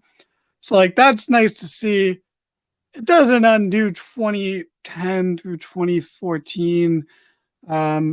It doesn't, but whatever. If crowds want to be dumb and pretend that it's great to see him, that's on them. I don't have too many problems with it. And good for Braun Breaker. My guy is more brawlic than Cena, which is crazy. So that's that was really impressive to see. Because I'll shit on Cena until the cow comes home, but Cena's always been fucking brawlic. He is the nephew of one Big Papa Pump. So. Oh, Dev brings up a great point to follow Chad's great point. They're unrelated things, but John Cena sucks. It's actively not true. It's actively not true.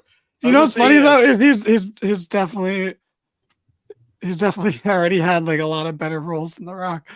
Oh yeah, absolutely. Well, The Rock, had a kind of walk so that Cena could, run there, especially in the beginning with The Rock when he was taking roles that were not good for him. But I think The Rock's roles were better in the beginning. They were. They absolutely were. All right, maybe the rundown was better than anything he's done since. The rundown was great. Yeah, I liked Walking Tall. I thought he was good at Walking Tall. That's one of my favorite movies. To me, those are the same time period, even though they're not. It's the same. Period, absolutely. Yeah, the time period, absolutely. They could have came out the same day as far as I'm concerned. what is it? Pain and Glory. The Michael Bay one. He was Pain and very Gain. good. Pain and That Gain. one- Pain and Gain. yeah. Yeah. I don't believe that. I haven't seen that one. I actually haven't seen that one. But in terms of Cena, like, dude, he's so good as Peacemaker in the Suicide Squad and the TV show. So you're just wrong just on that level. But we still appreciate you and your He opinions. sucks. So. Peacemaker's Also, really okay. back to the fan. It felt very like Full Sail trying to get themselves over to me, so I was just a little confused. But one brave hero stands up to the whitewashing of history that they're trying to pull the wool over our eyes and say that Cena's this beloved babyface hero that they've always wanted him to be. And one guy remembers the truth, and they're trying to get himself over. He does look Cena. He just wants to be counter. Like, this guy, my guy's a martyr apparently. Wait, but I really want to know what Eric is saying here. That you'd argue Cena created AEW. Cena. I think he's trying to say that Cena sucks so much that we needed another company. Oh Jesus! I think I don't know. I'm just taking a shot in the dark. That feels like where he'd go with that. There would be no need for an alternative. Yeah, there'd be no need for an alternative if Cena, was better and put more people over and didn't ruin so much. I think Cena's just a poster child of the WWE style, and because of that, he, one could think that way, but it's more of the overall, the way the company presents everything as opposed to just Cena himself, I would think. But because he's at the forefront of everything, you can, I guess, kind of draw that line. But all right, let's stick with NXT as we go backstage to a way better interaction with some Cody Rhodes meet up with Tony D'Angelo and Stax with the NXT Tag Team Champions. Tony is having a bit of a problem trying to find a new challenger, so he, in a very Italian way, explains that he wants to have a 10-team battle royal where if either partner goes over the ropes, that they are eliminated, and then the last two teams standing end up having a tag team match to determine the number one contender. Cody doesn't get it because he's from Georgia, but then Stax explains it a little more coherently. Cody loves the idea. They call it the Bada Bing, Bada Boom Battle Royal, and it'll be taking place at Halloween Havoc. Best interaction of the night with Cody Rhodes for me. Definitely. Back over on AEW, we had another squash match. Wait, can I just point out real quick that this is it's weird that they announced this, and then on AEW, we had the announcement for the Dynamite Diamond Rings, which is the same concept, the same exact concept. Well, no, because the match happens a week later, doesn't it? I don't know. Usually, yes, but the way they did it once. Yeah, usually it was like a week later. The way they kind of they set it up differently this year, but yeah, I think the it's still weird. Facing Max, or being winners facing MJF, but I don't know. We'll see when it actually happens. Anyway, as I was saying, Wardlow faced off against Matt Sydal in another squash match. Wardlow came out, put his shoulder into Sydal, fucking absolutely wrecked him, just took him, powerbombed him like 5 or 6 times, and got another win by referee stoppage, and then walked out again through the crowd. This was who cares? So fast. I mean, I don't. It's one of those things where we just don't know. We don't know where they're going with Wardlow right now. Obviously, they're as that person was saying, what are they cooking? We don't know. All we have is this new, very brutal character, and that's all we can really say at the moment. Do you guys think that Wardlow can be recovered? No. I think so. I just don't think they're actually going to do it. I think he's. Go ahead. I don't think I see it. I think he's, unfortunately for AEW, because they dropped the ball with him, I think he's going to go to WWE.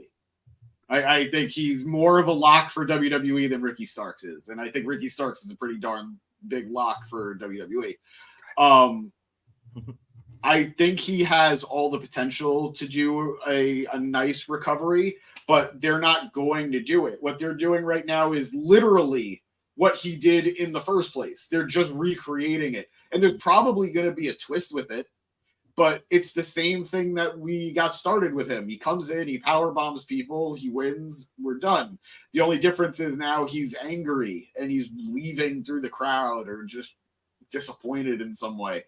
So I don't see much of a difference here. Either they turn him heel and he just does it to the good guys, or they make him an angry baby face and whatever.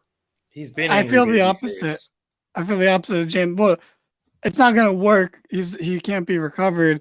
But I don't think it's because I think they're going to try. They're going to do their best to try and rekindle the magic. But you're just going to find out that Wardlow's just fine. Like he's fine. He's not this. What we had was a rub from MJF, and that's all it was. And it lasted a long time. And then the ball was fumbled by AEW, but the spark wasn't made by Wardlow. The spark was a trickle-down spark from MJF. And you know what? WWE can have him. I don't want him over there, honestly. But I think you'll see in either company, he'll just be fine. I don't know. He's no Braun Breaker, you know? I think he has way more charisma than he's allowed to show. And I think he's more talented in the ring than he's showing he can do.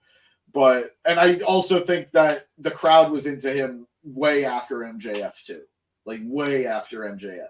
Definitely not way after. No, like I'd say going even past the second TNT title win. The crowd was still into him. I think they gave up on him around the third, which feels like it was really close to each other also. They were. But that whole mess, I think, kind of killed him. Yeah, I think that's really where things fell off, which was between around the second and third TNT title reigns. But I would look back because I think the crowd really was into him. And Matt Sydal is too good to be squashed by Wardlow. He is very good, but it's also not 2011 anymore. Like I like Matt Sydal, but no offense. I don't want to watch him have a competitive match with Wardlow, so I disagree greatly. He's not. I was a little surprised it was Sydal this week as opposed to maybe in a couple weeks, trying to ramp up competition as, Wardlow continues. How are you going to ramp up competition with a guy who's never been on fucking TV? Well, you go from Griff Garrison to somebody a bit better to then maybe, somebody a bit better in Sydal, but all right. I mean, if Sydal's that dead in the water, then so be it. All right. We had that medical update with Chris Jericho I mentioned earlier. And then after that, we had Hangman Adam Page against Switchblade Jay White. Bullet Club Gold came down. They had is it Switch Card, James? Is that what they're calling the cardboard switch? Cardblade. Okay, I was gonna say I have it backwards. Cardblade. And they came down on tricycles, which was hilarious. I love that. Anyway, this match was real good. Jay White still had the AEW title belt they stole from MJF, so he was rubbing that in Page's face at the beginning of the match. And during the match, Hangman was looking really good, but he ended up injuring his knee. Switch was able to attack that, hitting a knee bar on the apron. There are the tricycles, which was great. And then later, after attempting a buckshot, Hangman's knee gave out, and Jay White attempted to take advantage by setting up for a Blade Runner, but Hangman countered that and hit a dead eye. And because his knee was so bad, he couldn't immediately make the pin, which allowed Bullet Club Gold to jump onto the apron to distract the referee, delaying the referee's count, and Jay was able to kick out. Hangman then went back towards the other side of the ring to seemingly set up again for another buckshot, but Prince Nana came out, and he tried to hit Page with his crown. Page was able to prevent that, but the distraction allowed Jay White to roll up Hangman, and he was able to grab Hangman's belt for leverage and get the win. And then after the match, immediately we had Hangman doing his best to chase down Prince Nana with his injured knee. So, James, I think you mentioned earlier in the show, I said this was a little lost in the shuffle with everything else going on, and I think it was, but we had seen this match 3 times before. Switch is now 4-0 against Hangman, which is very interesting and perhaps something we can revisit down the road. But all in all, a pretty good match. And I thought it set up well for both later in the night and kept everything going with Swerve and Hangman. and then we saw what happened after with the promo battle, but we'll get to that in a minute. I disagree that I got lost in the shuffle. I just think because it was so long of a match, which is not bad. It was a very good match, and it was just like the tweet says, it was like 30 minutes of TV time. I think it's one of those things that because so many different segments were happening with WWE, it felt like it was more attention grabbing. I thought this match was fantastic. I thought there was incredible psychology. It was hard hitting. I loved that spot where Jay hit a knee breaker onto Hangman onto the apron. On the apron. I thought that was a brutal. great spot. And these guys have great chemistry. This is their first one-on-one matchup in AEW, but their fourth overall. And Jay has historically had Hangman's number. So I'm glad that continued here until they get to bigger stakes between the two. Great matchup, great promo afterwards. Although I'm reading a lot, the promo is generating a lot of buzz and not in a good way. It's drawing some very negative controversy, but we'll talk about that, I guess, in a second. But strong matchup. The right guy won. Jay White is still undefeated. He has not been pinned. He has not been submitted in AEW. And I think that's going to continue for a long while. Yeah, I'm excited. I do think it was a very good matchup. And I think that tweet pointed out a very good point. Too many points, Ivy. But I thought I had a good point where, yeah, they gave Switch 30 minutes of time here. That's the controversy, Eric. Yeah. So, yeah, actually. Yeah. Giving him 30 minutes of time as somebody who we've talked about, it's taken them a minute to ramp him up, really, because they weren't expecting him. They are putting pedal to the metal with him now. He got a great match. He got a very good promo segment, and he's carrying around the AEW World Championship, even though it's not his at the moment. They are rocketing this dude to the moon right now. I don't know if he's going to win the title or not, but they are building him hard and fast. I think MJF said it very well in the promo follow-up that he will be a world champion in AEW sooner than later. He will join that exclusive club sooner than later. And I think that was a little bit of a shoot, brother.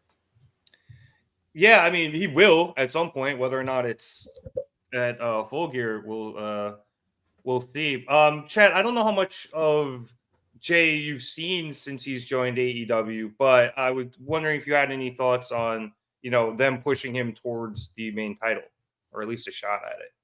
I mean, I would think if there's anybody you do push to the main title, it's Switchblade. I mean, he's amazing. His resume speaks.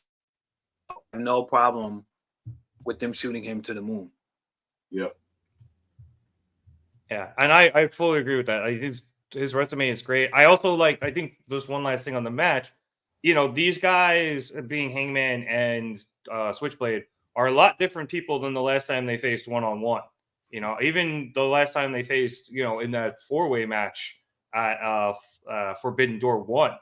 So, yeah. I think this match was, I haven't seen their other ones, but I got to imagine that there were probably a couple of callbacks to the old ones.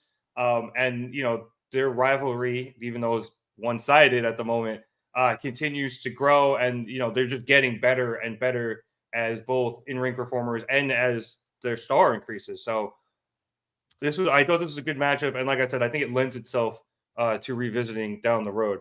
Chad, I know we're going a little long on AEW here, but I do, since we brought it up, I want to get to the promo that did follow the match, which saw MJF come out right after Hangman hobbled into the back, chasing Prince Nana.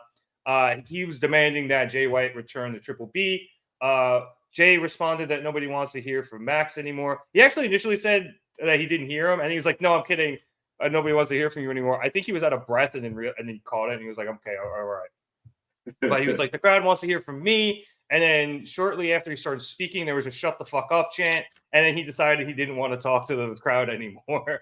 MJF tells White that White doesn't give a shit about the guys around him, and Max knows this because it's a page from his own playbook. But the difference is that Max is trying to get up and be a better man every day, even though he kind of fucking hates it. So Max asked Jay to be the bigger man for once, and give the title back to him because he hasn't earned that title, and because Max is too smart of a guy to go down there and try to take it in a 4-on-1 scenario. Jay White just laughs at him, saying that because he's alone, he won't come down. And he didn't call him a pussy, but he's being a pussy. And he'll only jump him from behind with his devil mask on. But if MJF can find 3 people to tolerate him, he could put his 4 up against Bullet Club Gold. Juice then grabs the mic, and here's where we start getting into this apparent controversy. Juice grabs the mic and says that he's joining the Dynamite Battle Royal. Diamond Battle Royal, excuse me. I don't know when that's coming up, but he's going to join it, and then he's going to win the opportunity to take Max's ring, and then Switchblade's going to take Max's title, and they're just going to take everything from Max that he cares about. Juice then pulled out a roll of quarters. I think Producer Boy had that up a second ago with Friedman written on it. And he says he's going to, he's like, this is, if you don't know what I use this for, I like knock people out with it. And this one's especially for you. I'm going to hit you with all $10 of it. And then this enrages MJF because of his past, where he was bullied, that he's told us about, where people used to throw change at him because he is Jewish. And then he says if Juice comes anywhere near him with them, he'll kill Juice, and he ends up storming out. So I initially didn't think this was going to stir up this kind of backlash. I got what they were trying to do here. It makes Jay look so scummy, but I thought it was just more in reference to Max's bullying. I didn't think this was anything anti-Semitic or anything to that level, James. So I didn't have a problem with it. I don't want to be insensitive to something that is a very sensitive subject. That is what right now is a very sensitive time. Yes. I'm hesitant to say that I think people are looking too into it. Like this, if this was something that Juice started doing with MJF, awful. But he's been doing it for months now with various opponents. Yeah, he's been loading his glove up. Exactly. This isn't something new. And maybe he started doing it months ago, building up to this MJF stuff. But I don't even think that's true. I think this is just something that he's been doing. And I'm also going to go out on a limb and say this was something that was heavily discussed before it happened. And I don't think MJF got surprised with this.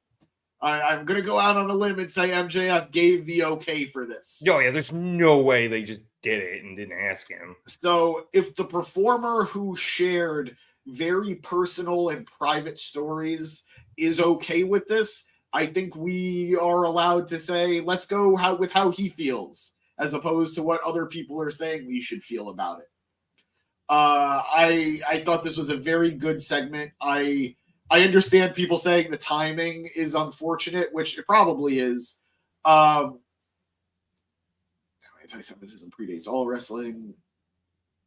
MJF and other would be aware of these. I'm sure Max proved the story. Agree or disagree with their decision, that's entirely up to you. Kayfabe-wise, I see how this works. Real life-wise, I see how the timing could not be worse. Yeah, no, and that's literally what I was just saying too. Yeah. But I do agree also with what Eric said. As long as MJF gave the okay, who cares? Yeah, no, I agree with that as well. This is a very sensitive subject, but the truth is a lot of what MJF has discussed in the past has been very sensitive. He has not shied away from the anti-Semitism he's faced in professional wrestling, in his personal life, the things he's been called, the hardships he's endured. So if he's okay with this, I don't think there's anything particularly wrong with it. We're dealing with a sensitive subject, which might turn people off, but sometimes dealing with sensitive things isn't the worst thing, at least in my opinion. So I'm interested to see if they doubled off of it a little bit. I do think it is a very delicate line they have to tread. Yeah. So we'll see if they do. But I think the notion that this was done maliciously is, in my opinion, somewhat foolish. And I think people need to realize that if this storyline happened a month ago, I don't think people would be as sensitive to it. Or I don't want to say sensitive, but I don't think people would be as up in arms about it as they are today. Yeah, that's the phrase I was going to use. Chad, your thoughts on the controversy, please. I mean, I'm an attitude era kid, so we're all 90s kids. It was different back then, boys and girls. We watched Undertaker fucking put Stephanie McMahon on a cross and threaten to like marry her against her will. We saw some shit, which granted, Stone Cold get crucified, like everybody did. Yeah, and I mean, quiet as kept. Those were my favorite moments. That's when I was really into the Undertaker, the whole Ministry of Darkness thing. But as Eric says, I hate to agree with him, but controversy, brings cash. It like Kane fucked a dead woman at one point in time, like. Katie Vick. Oh, yeah. Come on, Eric. Yeah. Oh. And then Triple H might have. It was only Triple H. Yeah. But anyway, God. I also wanted on the record, we gained a lot of viewers while we were talking about this very sensitive subject. And then Chad goes straight to Katie Vick. Mercy builds cash. I mean, it is what it is. No, I'm with James. As long as they are very delicate with the fine lines. I don't mind touchy subjects being touched, though. I'm cool with that. I mean, I like the rawness of wrestling. If you can't get it here, where else can you get it? So this is Dynamite. This is Raw. I'm sorry. I know. You walked into that one. good singer, but yeah, I'm cool. I'm cool with it. I'll watch and see if they cross any lines. I don't think they will, though. I think it was very a classy touch, very like chaotic, but like a controlled chaos, if you will. So I think I wouldn't call it classy, but I thought it walked up to the line, but didn't necessarily cross it too far. And MJF is smart enough to know how not to cross that line. Like I'm sure, Juice probably brought it up to him, or Matt. Shit, this could have been MJF's idea, because he saw. I saw Juice using the quarters. I saw a tweet about it before where I'm sure this is going to lead to MJF obliterating Juice. Yeah, but probably with the money, which would be really funny. So, I think they'll be fine with it. Back to, I guess, the other part of the promo, James. We did see one of the most face promos from MJF to date, but,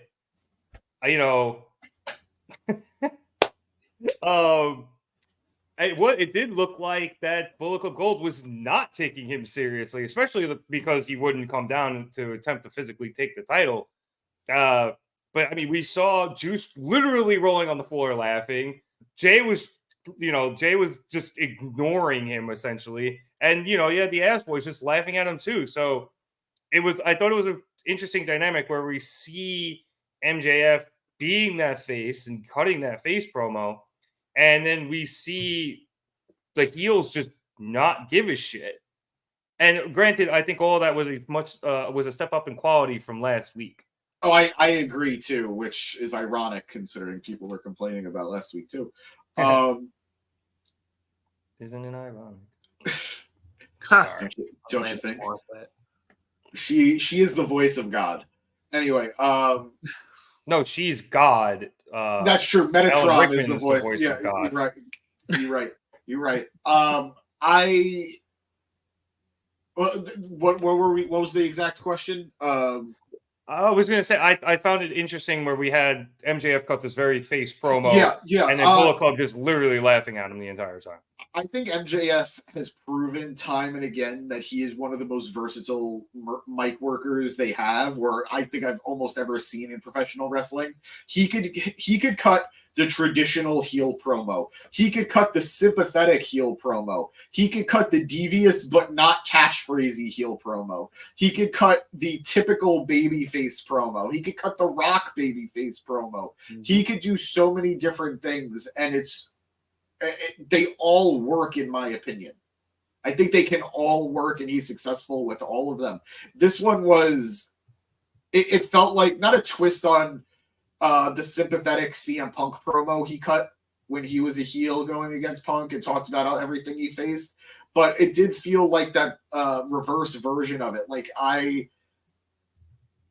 I'm rooting for him against what feels like these 80s bad guys, you know, like these 80s like gang member movie bad guys that they feel like. So I am all in on MJF. I think he is one of the best characters on TV right now. And I redact what I said. MJF is a face, Juice is a piece of shit heel. If they're not mad, no reason to be mad. Enjoy the show with storytelling. Yeah, no, I think we're all on the same page about it. We all agree this is storytelling. This was a heel being a heel. It is a very delicate situation, but so far to me, they haven't crossed anything. So I'm into it. MJF killed it. I think the heels killed it. Jay is really cementing himself as a big time bad guy, and he's got the perfect squad around him to build up on. Me too. Jay White is one of the best heels in professional wrestling.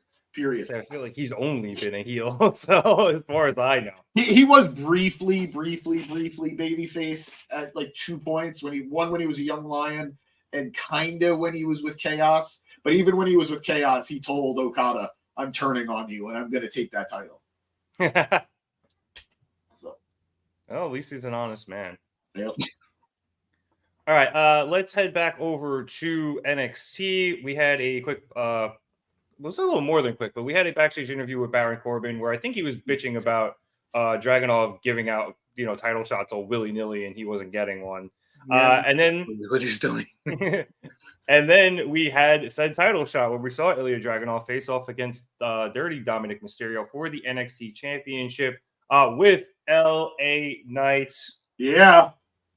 As the special guest referee, and he certainly came in handy towards the end because we had, I believe it was Finn Balor try to get involved. He got knocked off the apron by LA Knight, and then we had JD McDonough come in while Knight's back was turned, and he tried to get to Ilya, but LA Knight was able to catch him, hit him with the blunt force trauma, and send him flying. And while that was happening, Rhea Ripley hopped up onto the apron, and she tried to take out Ilya with her Women's World Championship. But then I think, was it a Trick that came down? Yes, yeah. It was. Right? Trick effing Williams, man. Trick Williams came down, and he took her off of the apron, caught her, kind of gave her a smile, and then realized what he was doing and basically threw her away. But all of this distraction and chaos allowed Ilya to hit a Torpedo Moscow for the win, and he retains the NXT Championship. Chad, this looked like it was a lot of fun. Ilya is a really good, hard-hitting wrestler. His wars with, at the time, Walter were awesome. I'm glad he's NXT champion. And I like the dichotomy of this, this guy who always wants to fight and just kick the shit out of people up against, smarmy, chicken shit Dominic Mysterio. I think it made for a very good matchup, and I think it made for a very good match. I have to say, as one of the people who was very vocal in the beginning about how much Dom sucked, boy, what a really, really quick turn that took. Like, he literally revamped himself in, it seems like, 2 weeks. Like, I almost can't comprehend how quickly he turned everything around for himself, character-wise, in the ring, feedback-wise, stable-wise, him and Rhea's chemistry. Like, Dom is just it. So him being on NXT, coming back to NXT when we said in the beginning we were anxious to kick him off of Raw and get him back to NXT, and now he's in NXT and we're like, we want him everywhere. Which was hilarious. Ilya is everything you said. He's violent, he's chaotic, he's explosive, he's invincible, he's hard-hitting, he's like everything you want out of a fighter's fighter. He is, I mean, everybody said he was going to be the one to take the IC title from Gunther. He's everything and more. So him being the champion now is amazing. We still miss Mello. We love Mello. Mello's been great on the face turn. He's projecting. Mello is fucking out of here. He doesn't need the title to show that. This match was dope. We almost didn't need LA Knight at all. It's always good to see him because he's great with the crowd, but we almost didn't need him except for the Judgment Day shit. But I don't think he said a word the whole night. he didn't have to. This was a melee that was needed. It was awesome. I always like when Judgment Day, they're the most dominant stable on the roster, period. As they should be. As we said, they should have been a year ago. But this was good. It was great. I loved it. That was the funny part of the match where Dom chopped Ilya and Rhea was laughing her ass off thinking it did anything, and Ilya just was upset that he even tried him. So yeah, it was a lot of fun. Also, I love LA Knight fucking reffing in Tim's and his jacket and the shades. Yeah, man. Tim's, he looked great, and he added an element to the match that maybe wasn't necessarily needed, but it was certainly welcome and ended up playing out very well. Did you say James? Yes, I said James. Oh yeah, no, I hello. Pay attention. I know, man. I thought he said Danny James, hasn't missed but a second. Like, what I know, the fuck? the consummate professional. I heard you guys talking about Katie Vick. Okay, I was there. This match was fun. I'm surprised with how much they gave Dom. I was kind of expecting more of a squash than we got, and I'm not mad about it. I'm happy to see that Dom is progressing in kayfabe too. So good stuff. Dragunov is amazing. I am fascinated to see where this guy goes on the main roster at any point. He is like as close to strong style as WWE can offer right now, and I think that's really, really cool. Fun match, fun shenanigans. LA Knight is LA Knight, and I enjoyed this. And seeing the Judgment Day guys come out was expected but fun. And no notes, just good stuff. Yeah, I agree, Danny. What about you? What do you think?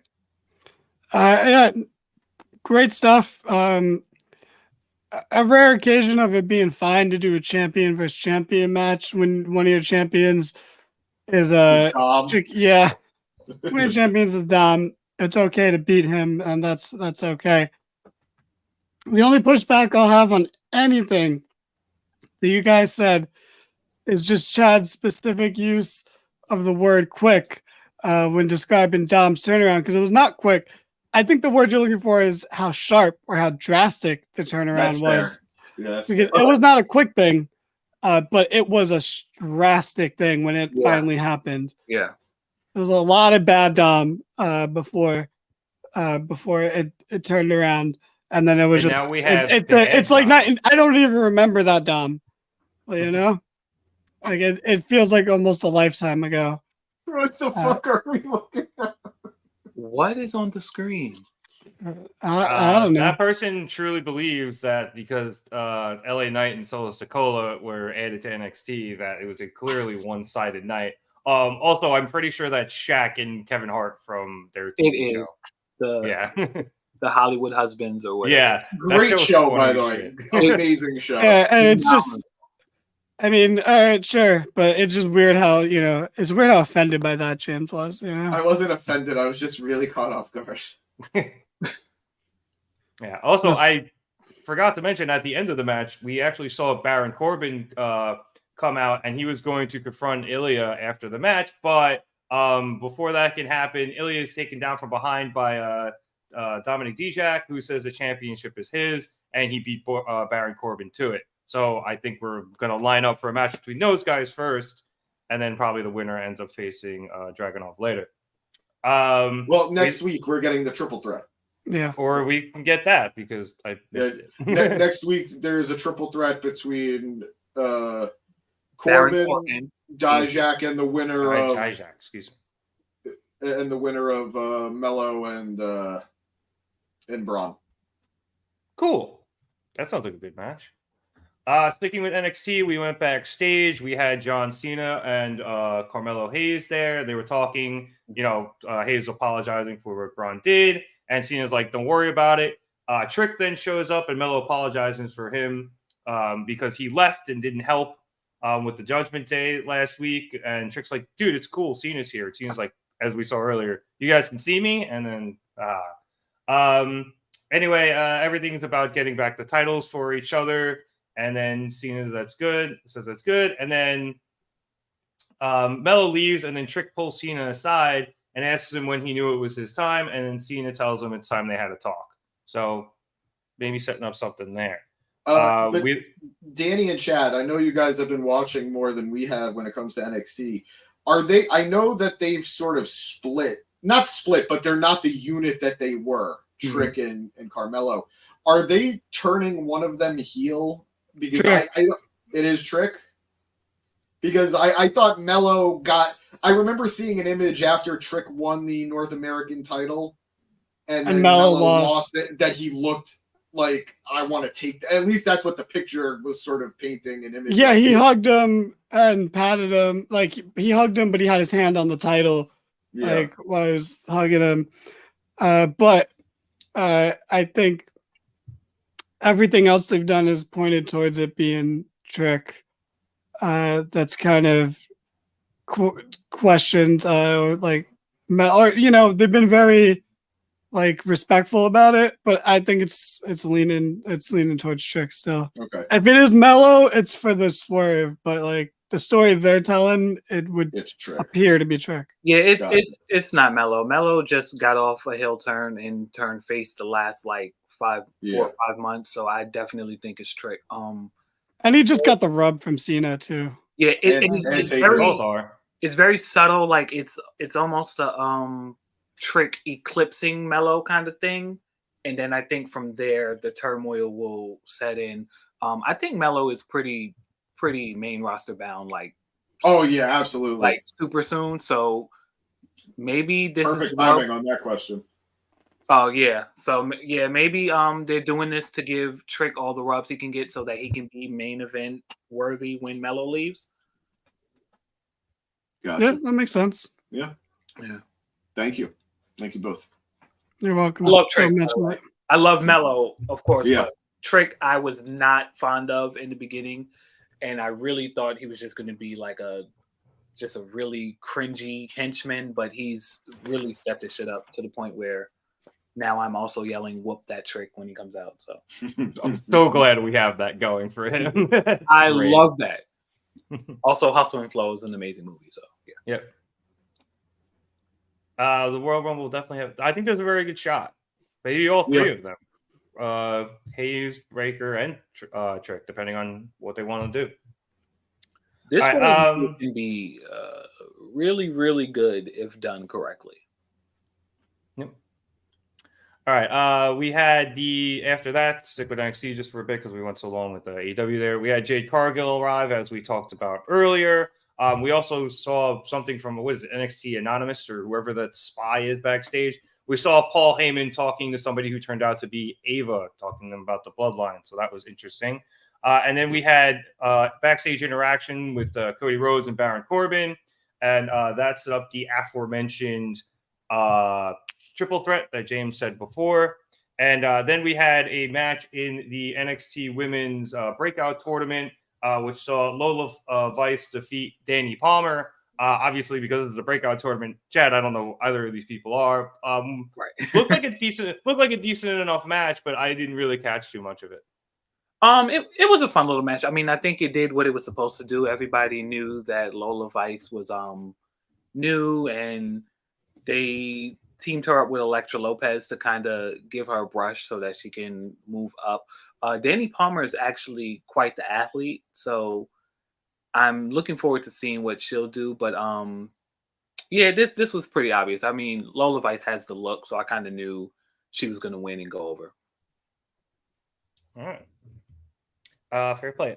Slipping back over to AEW, we also had a women's match. This one was Saraya versus Karashida for the AEW Women's Championship.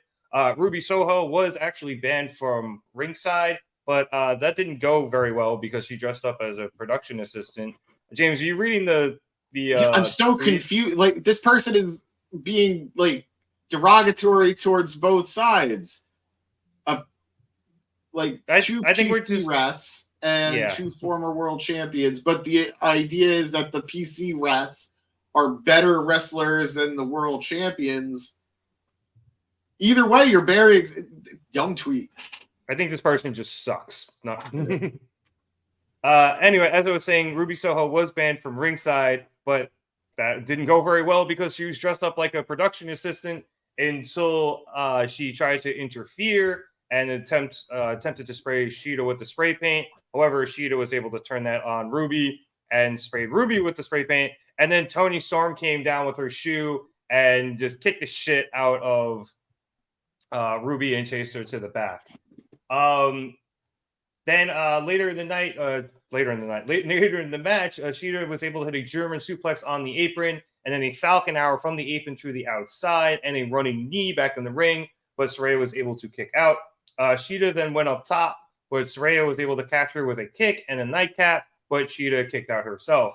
Saraya, very frustrated, went to the corner to pick up Shida's kendo stick, but when the referee came and took it from her and went to toss it out, Saraya pulled a can of spray paint herself from her belt and sprayed Shida in the eyes with it.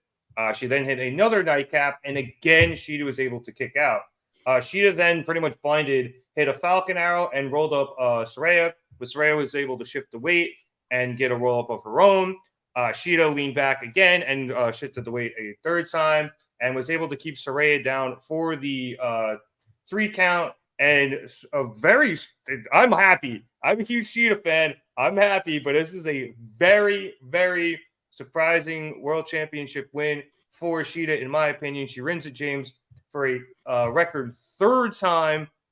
This match was good, but it was very shocking that Shida won here. I'm not entirely sure what we were doing here. Yeah, I have thoughts, and I didn't watch, but go ahead, James. Then go ahead, Chad. Yeah, go ahead. I've been joining the James almost every first time on the AEW stuff, so go, Chad. Okay, I love Shida as well. I've always been a Shida fan.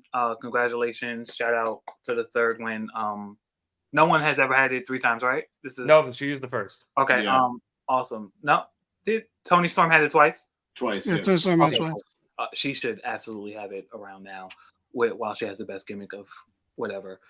I didn't know any of this. Saraya fucking lost? Yeah. Yeah. What? She lost to a blinded Shida. This was a nasty German. Okay, how many defenses has she had? I feel like Maybe she 2. just became the champ Maybe like 2. weeks ago, no? She won I it think all just in. one. She defended a Grand Slam, and I genuinely am not sure if she defended it anywhere else. Yeah. What the fuck is going on? Zagak. I genuinely think they put the title on her simply for the moment at Wembley, and they did it because they also couldn't have Jamie Hayter at Wembley.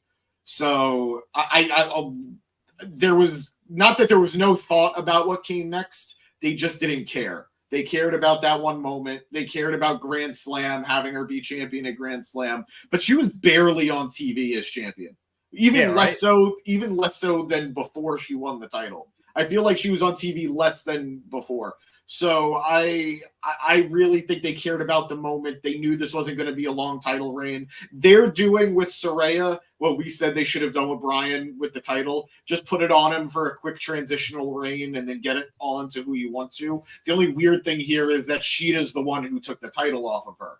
Yeah, why Shida? What the fuck? No, I like Shida a lot. I'm like Rev. I do. I don't. It could have been anybody else. I understand it.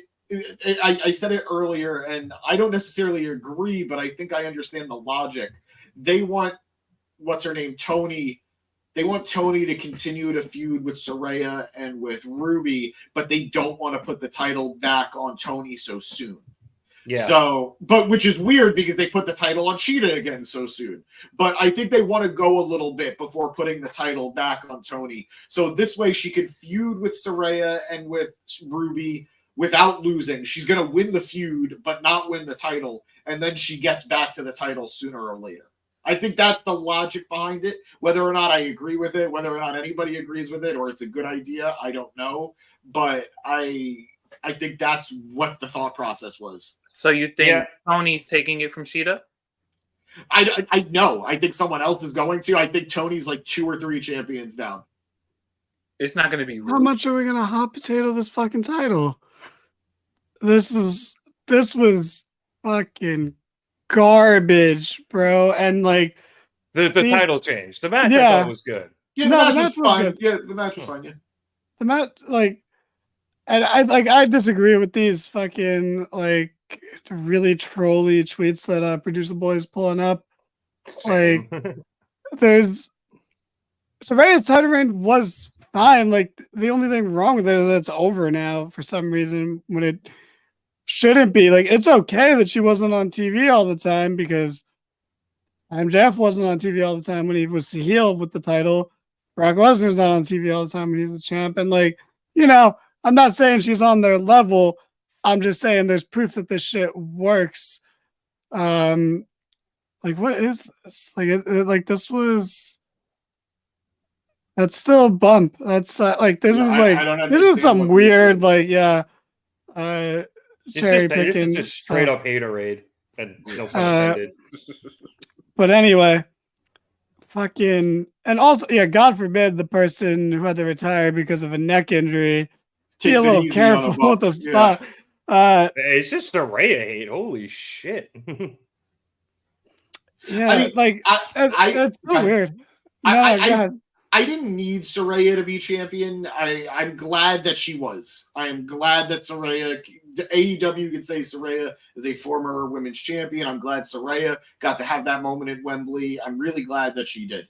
I didn't need a long title reign out of her. I would have preferred a better title reign out of her, but I can't even blame her for it. It's like you said, the worst part about it is that it's over already.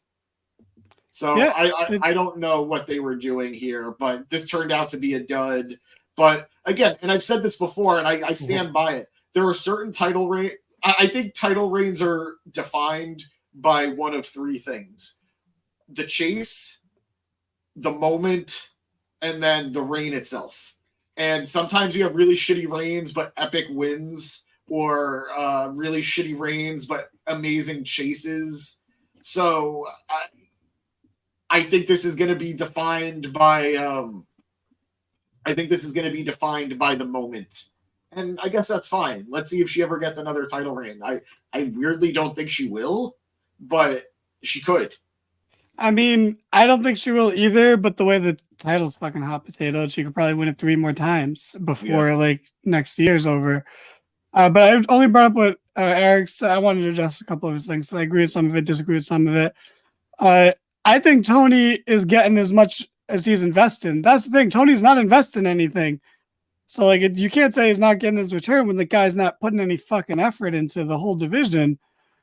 You know, so there's nothing that means fucking like nothing. If he's not getting a return on his investment, that's fucking on him. But yeah, I agree with this one. There's so much hatred. They should have kept it on her. I mean, I think he is. Like, she was a big part of Wembley, and she's featured, like, other than this weird stretch with the title, she's been featured in the majority of women's storylines since she's debuted. So I think he and is a lot of forward. promotionals and a lot of promotional stuff too. Exactly. Which is why I was so confused by her reign. She was absentee, like, in her entirety. Like, she could have still been a presence even if she wasn't at the show every week. You know, vignettes, you know, do like a bunch of pre-tapes a few weeks before, something that where, you know, she's around on the show. She wins the title, she defends it once, and then she's not really there. Like, that part's weird. I think the whole part where Shida won it off of Tony and then immediately lost it just to win it back almost immediately is also weird. Although it kicked off Tony's great storyline.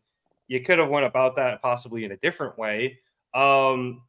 And then, you know, producer boy put up, you know, the tweet. It was making fun of it, but I'm curious to know the Mercedes Moné of this all because, you know, I guess you can't really have she walks in and win the title match in AEW, but if you're going to do it with anybody, you know, even though maybe they didn't do it with Brian, but, you know, there's that. And James, I think the last thing, I agree with you. I think the main reason they did this, you know, like in the short term is the Tony Storm Saraya feud. Yeah, I think so. I think Tony and Saraya are a big part of why she lost this title. Again, agree with that or not. I do think, though, the Mercedes stuff, I think you kind of hit the nail on the head a little bit. One of the things I heard was that Mercedes, if she comes to AEW, isn't going to be signed to a contract, that she is going to basically come and go. So yeah, no title for her. Then. Yeah, think like Ospreay. And I think if you're going to bring her in for that first match or two, you have her win, so you don't have her go over the champion.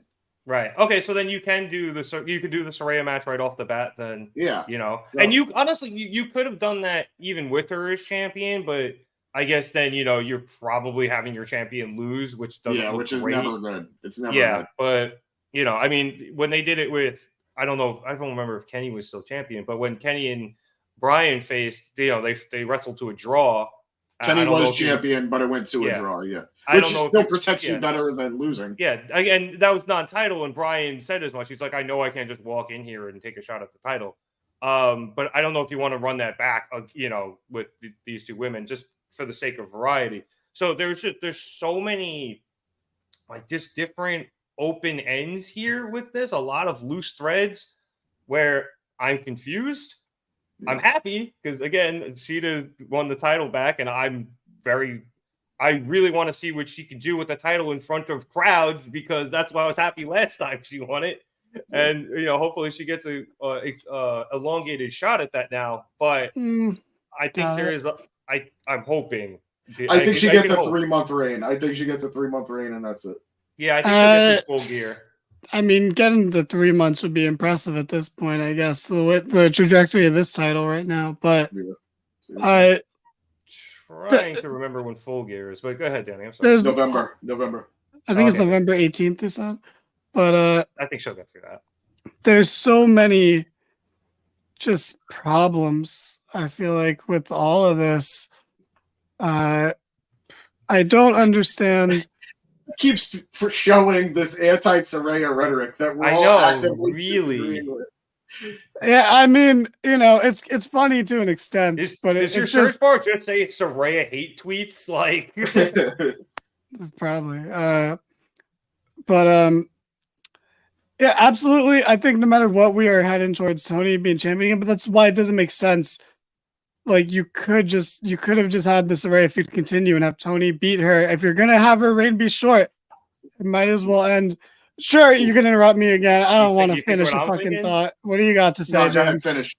But I want to talk. No. Go ahead. You raised your hand, and I called on you, so now you speak. Yeah, we're doing the Chase U package next, so you might as well go classroom style. Maybe Ruby takes the title off Sheeta, and then that's how we get our triple threat over the Outcasts. Sure, maybe. Sure. Why are you so happy about that? Because I've been calling this for a while, and everyone just keeps saying that's not going to happen, and it feels good to finally. Who has said that's not going to happen? I think it's going to happen at some point. Whether or not it's for the title, I don't know. I mean, we can do it in the near future. Who are you notioning towards? Me? Rev? When did I say it? Wow, Rev, we're going to put down a young man's dreams. A little peppy, skipping a step, James, all happy about something. You just had to put him down. Was I saying it because I didn't think they were going to, or I didn't want them to split up, at least for a while? I think you were just being anti-James and picking on him. So but it sounds like something he would do.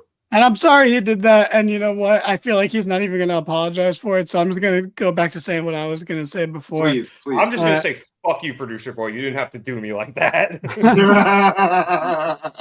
I don't get it. But is that Notre Dame or something? I don't know. Yeah. Jets.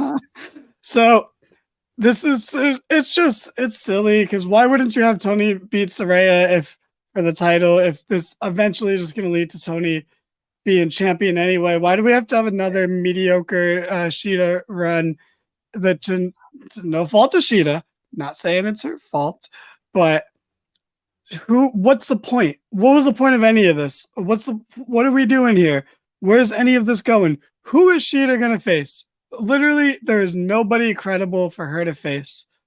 So you might as well have just had Saraya barely be there because there was no you build people up in the meantime. Like, who is Sheeta going to face? Nyla Rose for like the 100th fucking time? How many times do we need to see Nyla Rose lose to a current champion?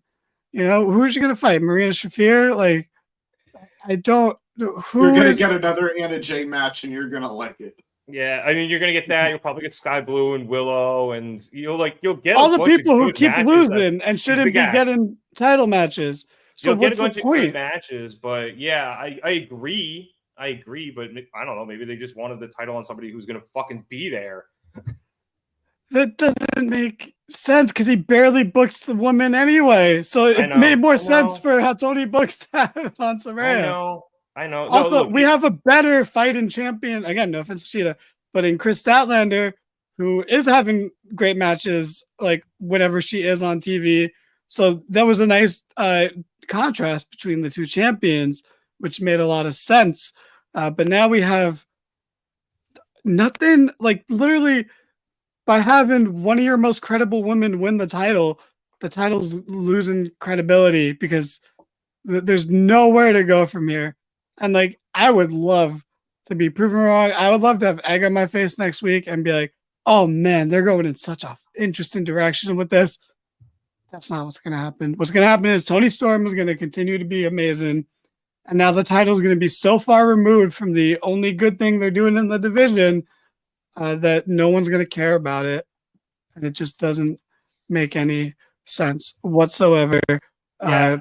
This was dumb. Again, no offense to Sheeta at all. It's really not about her. It's about Tony Khan. It's fucking ridiculous. Look, I'm just as confused as you. I'm just trying to have a positive outlook because I love Sheeta and I want her to do well.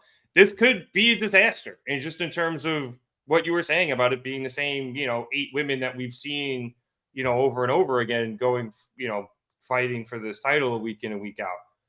We'll see. I don't know why he did this, but we're here now, and we should at least give Tony a shot. Even though I think the place he hasn't earned it. Even though I think the place where he lacks credibility the most is in the women's division. Like literally, this is the conversation we were all having when Sheeta won the title 8 weeks ago. Like it is literally deja vu. It is Groundhog Day. This is the same fucking thing. Literally, there was such a huge discourse on like when Sheeta won the title. Like, oh, there's such a good surprise. Now maybe we're finally going somewhere. And then look where we are now, literally in the same exact spot. I know. Of Cheetah beating an outcast for a title and it not making a lot of sense. Look, Nick, I'm going to support you because I get it. When your favorite wins something and it doesn't happen, or they were kind of shortchanged the last time, you still take it. So I'm with you. I'm taking the dub, and I want to be optimistic, but I am concerned about where they go from this. With this, I seriously have no idea, and I think this honestly, this probably is a bit of a fuck up back to when Sheeta won the title in the first place. You probably just should have had Saraya pin Tony and then let Tony lose her shit. Yeah, I think you could have solved a lot of issues there and skipped the original Sheeta title reign, even though my girl's now 3-time champ, but. I think you would have solved a lot of problems there. And then if this happened, we would have been like, okay, what the fuck was the Saraya title reign? Instead of what the fuck has been the last 3 months of the women's division and the title booking. All right. We went pretty long on this. We've been going we've been going pretty long in general. So I'm just going to quickly go through a bunch of stuff. Over on NXT, we had a Chase U video package where they're having class and going over Halloween Havoc. Backstage with Braun Breaker and Paul Heyman, where Paul was hyping up Braun and him being the future and everything. We had the Brian Pillman video package we talked about earlier, where he revealed that he revealed his new hair, which has caused quite a bit of controversy on this pod, and he revealed that his last name was going to be King. Allegedly, it's going to be Lexus King, but we'll see how that goes because the internet currently hates it. And then how do you guys want to play this out? Because we have a bunch. All right, let's quickly do AEW. We had a backstage interview with MJF. He actually politely asked Renee to leave because he just wasn't in the mood. He actually wasn't a dick about it. He called Adam Cole, and he actually got through this time. But Cole couldn't hear anything because the service at Roddy's is so shitty. So despite the fact Max told him everything, and I'm gonna have to start calling him MJF to be more specific. Cole didn't hear any of it, and then the call gets dropped. After that, Max Caster and the Acclaimed walked over, And Caster suggests that they team up together against Bullet Club Gold. MJF just kind of rolls his eyes and he's like, I don't need this. And he walks away. And Daddy Ass goes to Caster, A, since when are you allowed to offer up our services? And B, what is with this infatuation with MJF? Caster responds that he and MJF started wrestling together, and that MJF is his friend, even though MJF doesn't have many. And also, he likes it when MJF plays hard to get. Yep. Okay, so let's do the NXT main event, which saw Carmelo Hayes with John Cena in his corner face off against Braun Breaker with Paul Heyman in his corner. I caught parts of this because Christian was on the TV at the same time, and I was a little more concerned with Christian than this match. But I'll shout out to Darren716 on Reddit, by the way. He did the rundown post NXT show, and I've been cribbing off him all night for this. So shout out to him. Thank you so much, dude. Yeah, so during the main event, Braun Breaker tries to attack Melo with the steel steps, but Cena gets involved and gets him away. And then Solo Sikoa comes out to attack Cena, and then they end up rolling to the back. And then eventually, Carmelo Hayes is able to get his shit together, and he wins with the nothing but net and gets into the triple threat for next week. After the match, Braun Breaker spears Carmelo. He grabs the mic and says he's the biggest badass in WWE. This causes the lights to go out, the bell tolls, and American Badass Undertaker appears, brings his, he drives the bike down to the ring, and then, overshot my spot here. Braun calls him an old man and says that, he's the biggest badass in WWE. Taker snatches the mic, and he tells Braun he's been watching him for a long time, and one day he's going to be special, but it ain't today. He drops the mic, rocks Braun with a hard right. Braun gets up and gets chokeslammed for his troubles, and then tells Braun there's always a bigger and older badass around the corner, and then helps Melo up and celebrates with him as we go off the air. So, Chad, I think this was a good match. It looked like a good one. Obviously, a lot of rubs going around here. You got Undertaker coming back, which is a very big deal. Pretty sure this is his first appearance in NXT as well. Solo got back involved, and though okay, whatever. But a little chaotic at the end there, but seems like a pretty good match overall. Yeah, it really was a good match, actually. I mean, I think I kind of knew it was going to be a good match, but them getting the rubs from I really was laughing when Taker came out. I laughed a bit too. Rolling. He looks like he's 100. But yeah, he looked kind of old. I'm not gonna lie. He is kind of old. Yeah, he is. It's not the look. It's his physical. But also I do love now too that because he is this older guy and he's pretty much retired the Undertaker character, like the spooky one. He's just American Badass Taker now, or Big Evil Taker, because he just wants to dress the way he dresses when he shows up at NXT now and doesn't want to put on the cloak. That's actually what I was gonna say. Him being the American Badass and going to fight the biggest badass in NXT, that made a lot of sense. I'm not the biggest Undertaker fan, but I do love the American Badass Undertaker. I don't know why. I don't get it. Maybe it's my Sons of Anarchy addiction. I don't know, but I love I love Ministry of Darkness Undertaker from 97 to 98, and I love American Badass Undertaker. Those are the only two that I ever need. So him being him, just coming down, giving him the rub, it made sense. I get it. Everybody knows Braun Breaker is going to be amazing when he gets his footing and figures out exactly what's going to happen and what he wants to do and what's going on. But it was good. Yeah, that was a great choke slam. Braun really got up for that one. Yeah, that's all Braun, but he got some vert for that thing. So, honestly, I bet you fucking Braun had a great time taking it. Yeah, like pause. Yeah, you got me on that one. That was one of the better pauses. That one got me. Yeah. Dang. Danny, what did you think about the appearance of Solo Sikoa, a return to Undertaker, and the match in total? I could give two shits about Solo Sikoa. Figured. Oh yeah, I think Solo no mind. Sorry. Yeah, like who cares? Like, let's not pretend that was a big deal. It was. Just got endorsed by John Cena. Yeah, but the match was good.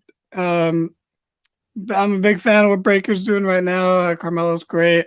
Although, he's stealing pretty messed up to steal your catchphrase from Carmella, but whatever. I think Mella is money and Mello is money. I think that with the A it sounds a little better, but I don't really. The Undertaker stuff was just silly. Him being there is silly. Not like necessarily bad, but it's just stupid. It's silly. It's very forced. Yeah, like he doesn't care. He did not know Carmelo Hayes' name. Like before. I get that's nothing's ever been more clear to me. He does not care. He knew Braun Breaker because he knew his dad. Yeah, this is a favor to a couple of friends because they want to win a ratings war. Yeah, he did it.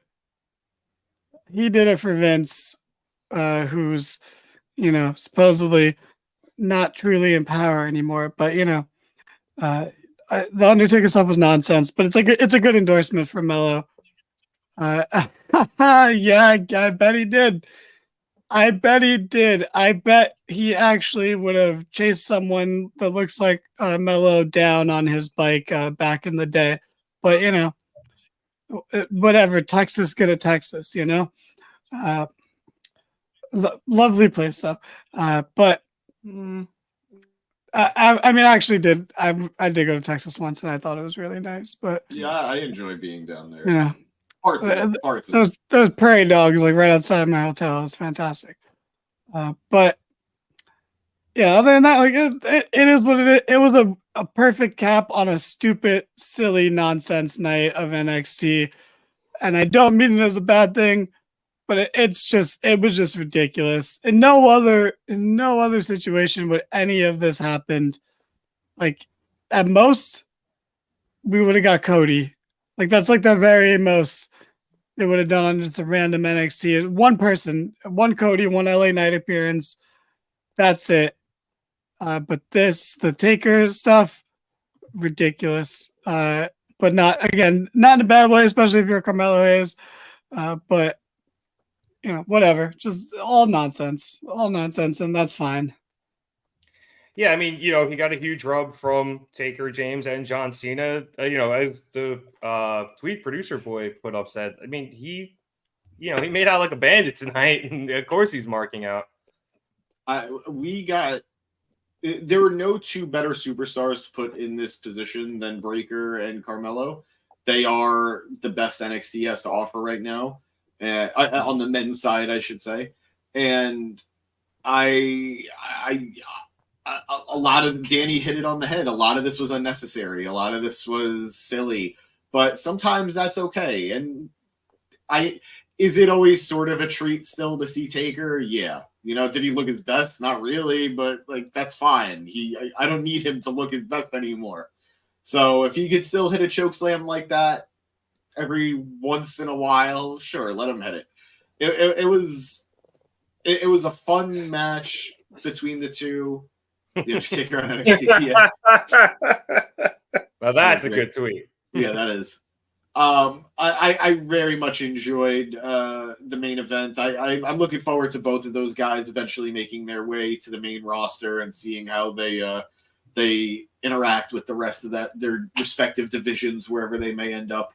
So yeah, good match. Heyman was unnecessary. Solo was unnecessary. Cena was unnecessary, but I'm never going to say no to having Cena there. I think Cena. Sure. I think we got what we needed out of Cena with the back and forth between Braun earlier, but I'm not upset he was there. That said, yes, I'm glad that we are addressing this because I fucking called it. Like the moment Heyman was announced for NXT, this is the only reason that it was important that he show up. Yeah, I was gonna say that seems like the biggest thing he did tonight. Like he put Yeah. Braun over in the backstage segment, but that's a little more significant for me. And considering the NXT developments with Joe Gacy's group and Schism, Yeah, Schism. Yeah, Schism ending, her looking for family elsewhere. This is the perfect setup. We're getting there. And that just means we're getting closer to The Rock. And I know we're all happy about that, period. Is that what we think? Do we think it's a please don't have your daddy come here? No. They're trying to lure her in.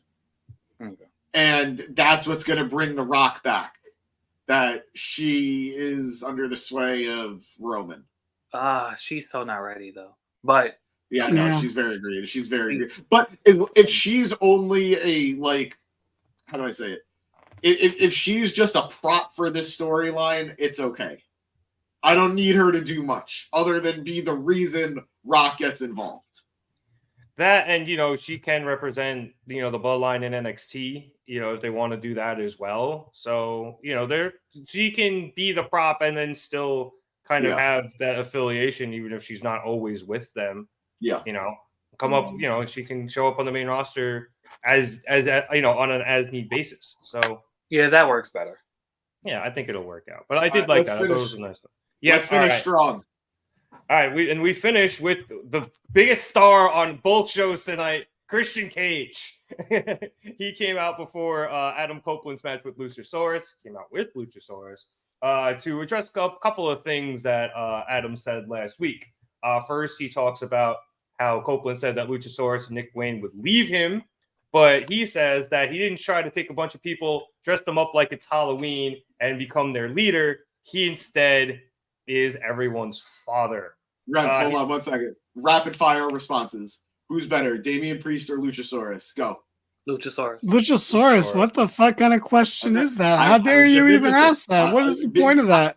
Answer your own question. Luchasaurus. Clean sweep. I love Priest, but Luchasaurus. Yeah, I love Priest too, but I prefer Luchasaurus. But I wanted to know. Okay. So we're all... That was good. Let's see. Christian then addressed Copeland trying to reform their tag team, saying where were his tag team aspirations back when he was getting pushed while Christian was clearly the better wrestler and being held down. Now that Christian's career is on the rise and Copeland's is on the downfall, Copeland has to attach himself to Christian to be relevant. Christian then decides he's bored and he decides it's time for Luchasaurus to take out Copeland. But he tells Adam not to worry because his daughters will be well taken care of. And that Beth, who was a huge fan of Christian's, should throw some new sheets on the bed for their new father. This infuriates Adam Copeland. He comes running down. That was a weird line. Yeah, a little bit. That was a weird line. I didn't understand. Like, I don't know. It was weird. Because he's going to fuck her. Yeah, it was. Why were the kids putting the sheets down? No, Beth was putting the new sheets down. Because they're new. He meant that like in the totality of the family, not just for the kids. Anyway, Adam's pissed. He comes down, but Christian bails out, and he comes face to face with Luchasaurus. Nick Wayne appears from behind, and he grabs Copeland's leg to distract him, allowing Luchasaurus to hit an extinction lariat to Copeland's neck.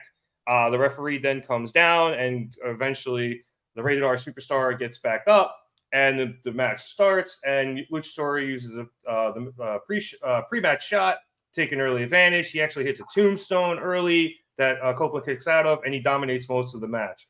Eventually, Adam Copeland's able to battle back slowly but surely.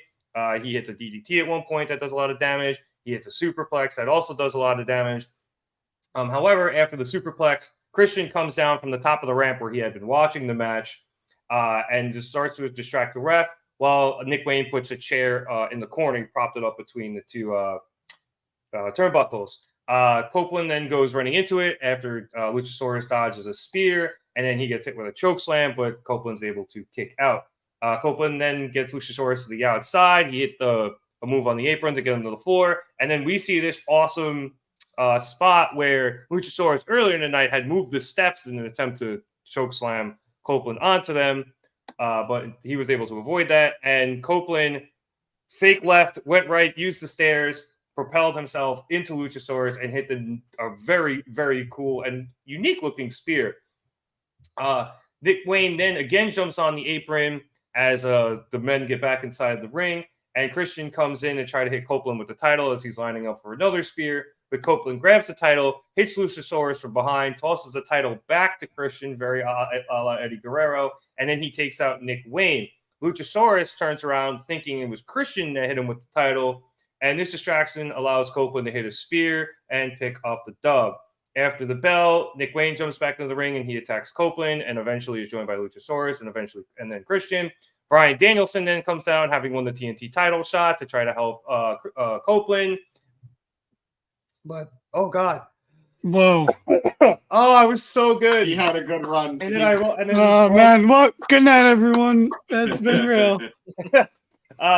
He's followed by Claudio and Wheeler because BCC, and then the Gates of Agony come down because they have a shot. You're getting really worked up, man. You're getting so emotional about it. I got wrong piped, and I'm trying to push through it because I'm right at the end here. Then we got Swerve and Prince Nana. They came down, and then Hangman Adam Page came down, and it was just chaos everywhere. See, I'm back. And in the chaos, Adam Copeland is able to hit a spear on Nick Wayne. And in front of him, Brian is forcing Christian to tap out to the bell lock.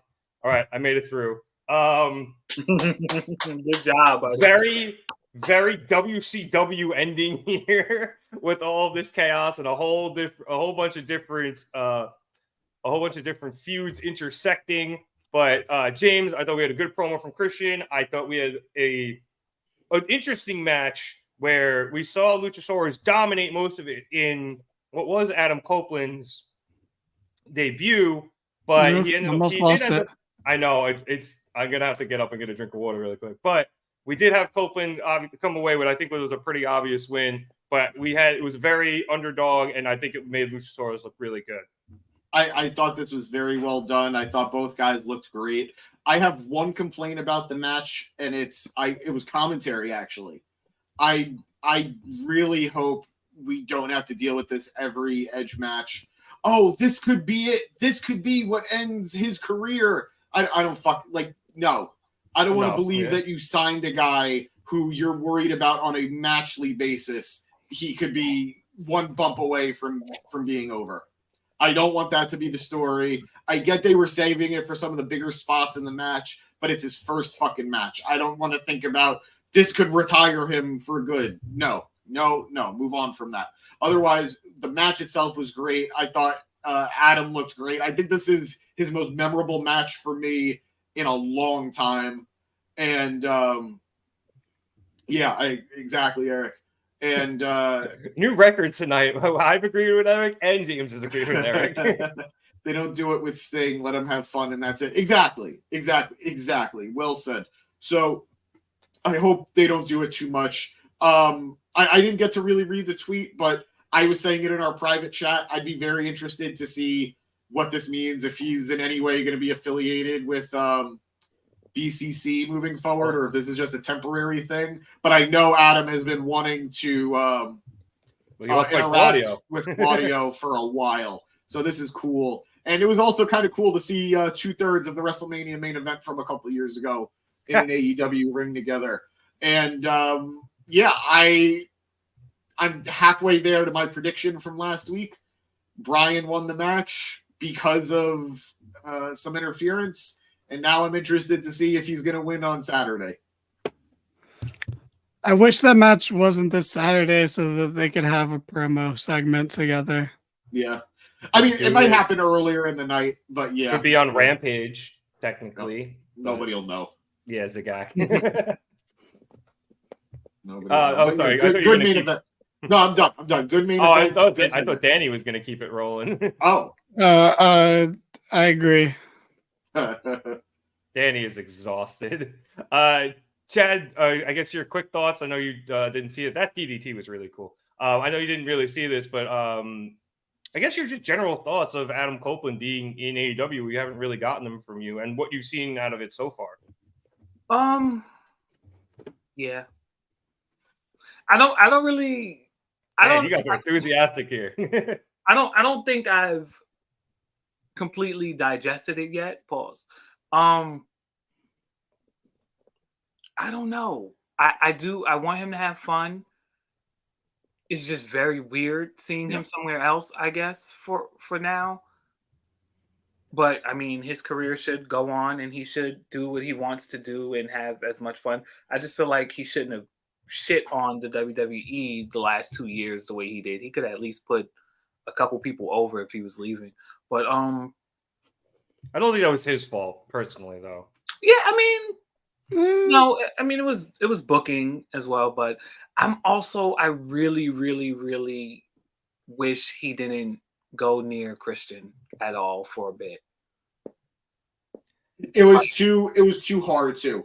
It would have been the type of thing that everybody would have been saying, when is it going to happen? When is it going to happen? Yeah. So I'm almost glad they just got it out of the way. Like, it's in a weird way comparing it to something that's very different, but kind of the same. When Bryan came to AEW and immediately set his sights on Kenny, everyone would have been just waiting. When is that match going to happen? When is that match going to happen? So it's just like, let's just be done. Let's just hit it strong, move on to other things. Or to use another comparison using Bryan, it's like when Bryan came and Punk was there, and it's like, when are they going to interact? When are they going to do something together? And then, look what happened.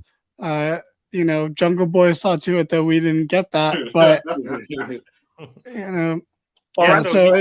pull the trigger early. Yeah, pull the trigger early. Make sure it's it gets done. Yeah, and, it's just so. Yeah, it's also so tantalizing. I think James Wood. I think it would end up dominating the conversation instead of us talking too much about what both Christian and Copeland were doing. I just hope they go to their own corners after this. I think they will. I think they will. I hope so. Yeah. They will, and then they'll reunite.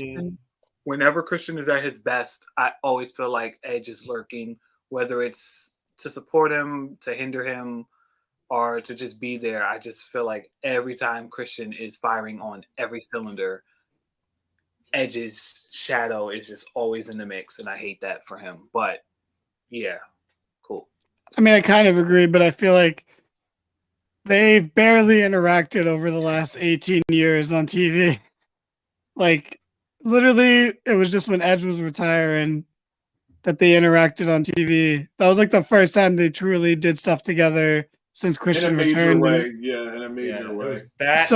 We had the Rumble return, but I think that was in the fucking Thunderdome. So I mean, like literally, I mean, like from when Christian returned in 2009, and like then Edge retired 2 years later. Like they didn't interact in that time. It was stupid. And then when Edge had to retire, then they interacted and but I get what you mean. Like he's always in Edge's shadow even without them interacting. So I still agree with their sentiment, but it's just weird that it's like they're the only one of those teams that the teams everyone mentions that haven't really interacted much since they stopped being a team. Where it's like the Hardys constantly fight, interact, and then team up again, and I don't know. It's just weird. Like literally, when's the last time they teamed? Before, they haven't even teamed again yet. But when's the last time they teamed? 2001?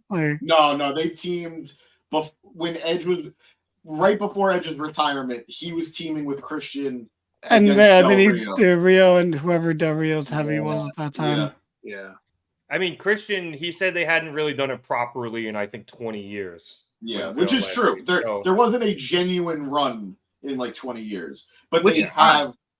Yeah. It's fine. Yeah.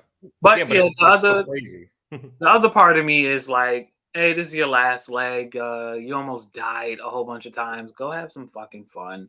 Yeah. So I don't know. I'm disheveled still a little bit, but I'll get together. I do look forward to him wrestling. I do like to see him wrestle. He's one of my favorite wrestlers. But yeah, and I'd go back and watch this match. It's a pretty good one. So. Oh yeah, absolutely. I'm going to for sure. It's just a breath of fresh air. It literally is such a factory reset. I was so sour on Edge a few months ago, and now I'm so excited for him. And sometimes the change of scenery will do that. Yeah, just keep him away from the Hardys. I agree. I 100,000% agree with that. I do not want to see Edge or Christian near any of the Hardys ever. I mean, you could do a funny Matt Hardy interaction, backstage, but I don't want to see a feud or anything, but that's also just me not wanting to see the Hardys on TV. I mean, I would like to see Matt on TV. I don't mind seeing Matt. Yeah, Matt's fine. Yeah. But like, I don't want to see the Hardy Boys as a team on TV. I want to see Matt Hardy because he's a creative genius and, adds to the program, this episode's been really long, but I'm really glad we found the time to get this little bit in here. And follow us on social media, everyone. Check the description. We have a very important poll we have to get to. I put the poll up on the YouTube channel. Who won tonight head to head? We have 16 votes. 44% said AEW, 25% said NXT, and 31% said I just hope everyone had fun. Okay, well, fucking dorks. I'm not gonna lie. It was 27% and 27% for the other two, but I had a vote so I could see the percentages, and I voted for the last one because it was mine. But all right, I guess on that final note, because we already did our overall thoughts at the beginning of the show, I would like to thank everybody so much for watching us here at the Mark It Down podcast. This was a very crazy episode. I mean, we went 3 hours. Hopefully we don't have to do this again for a while, but I think this was quite a unique night, so we got quite a unique show. Be sure to like and subscribe so you can get our regular scheduled programming. Normally Dynamite's on Wednesday, so we do those then. Impact Zone is on Thursdays. Raw Fast Forward's on Monday when Raw's after decent. And Dad, if you're gonna watch NXT, I might as well hop on here and talk about it. So next Tuesday. No pressure. No pressure. Check us out on all of our social media stuff: Twitter, Facebook, Instagram, and TikTok. I always say every week, check the Instagram. James and Danny are cooking up some good memes there. Chad and I are on Twitter a lot, so come chop it up with us on any of our platforms. We'd love to talk to you guys over there. So, for myself, Nick Cummings, Danny Hernandez, Chad Big Bad Johnson, and James Asante, I would like to thank everybody for sticking with us all night. Enjoy the rest of your night, and we'll see you next time here on the Mark It Down podcast. Have a good one, everyone. Taylor Producer Boy.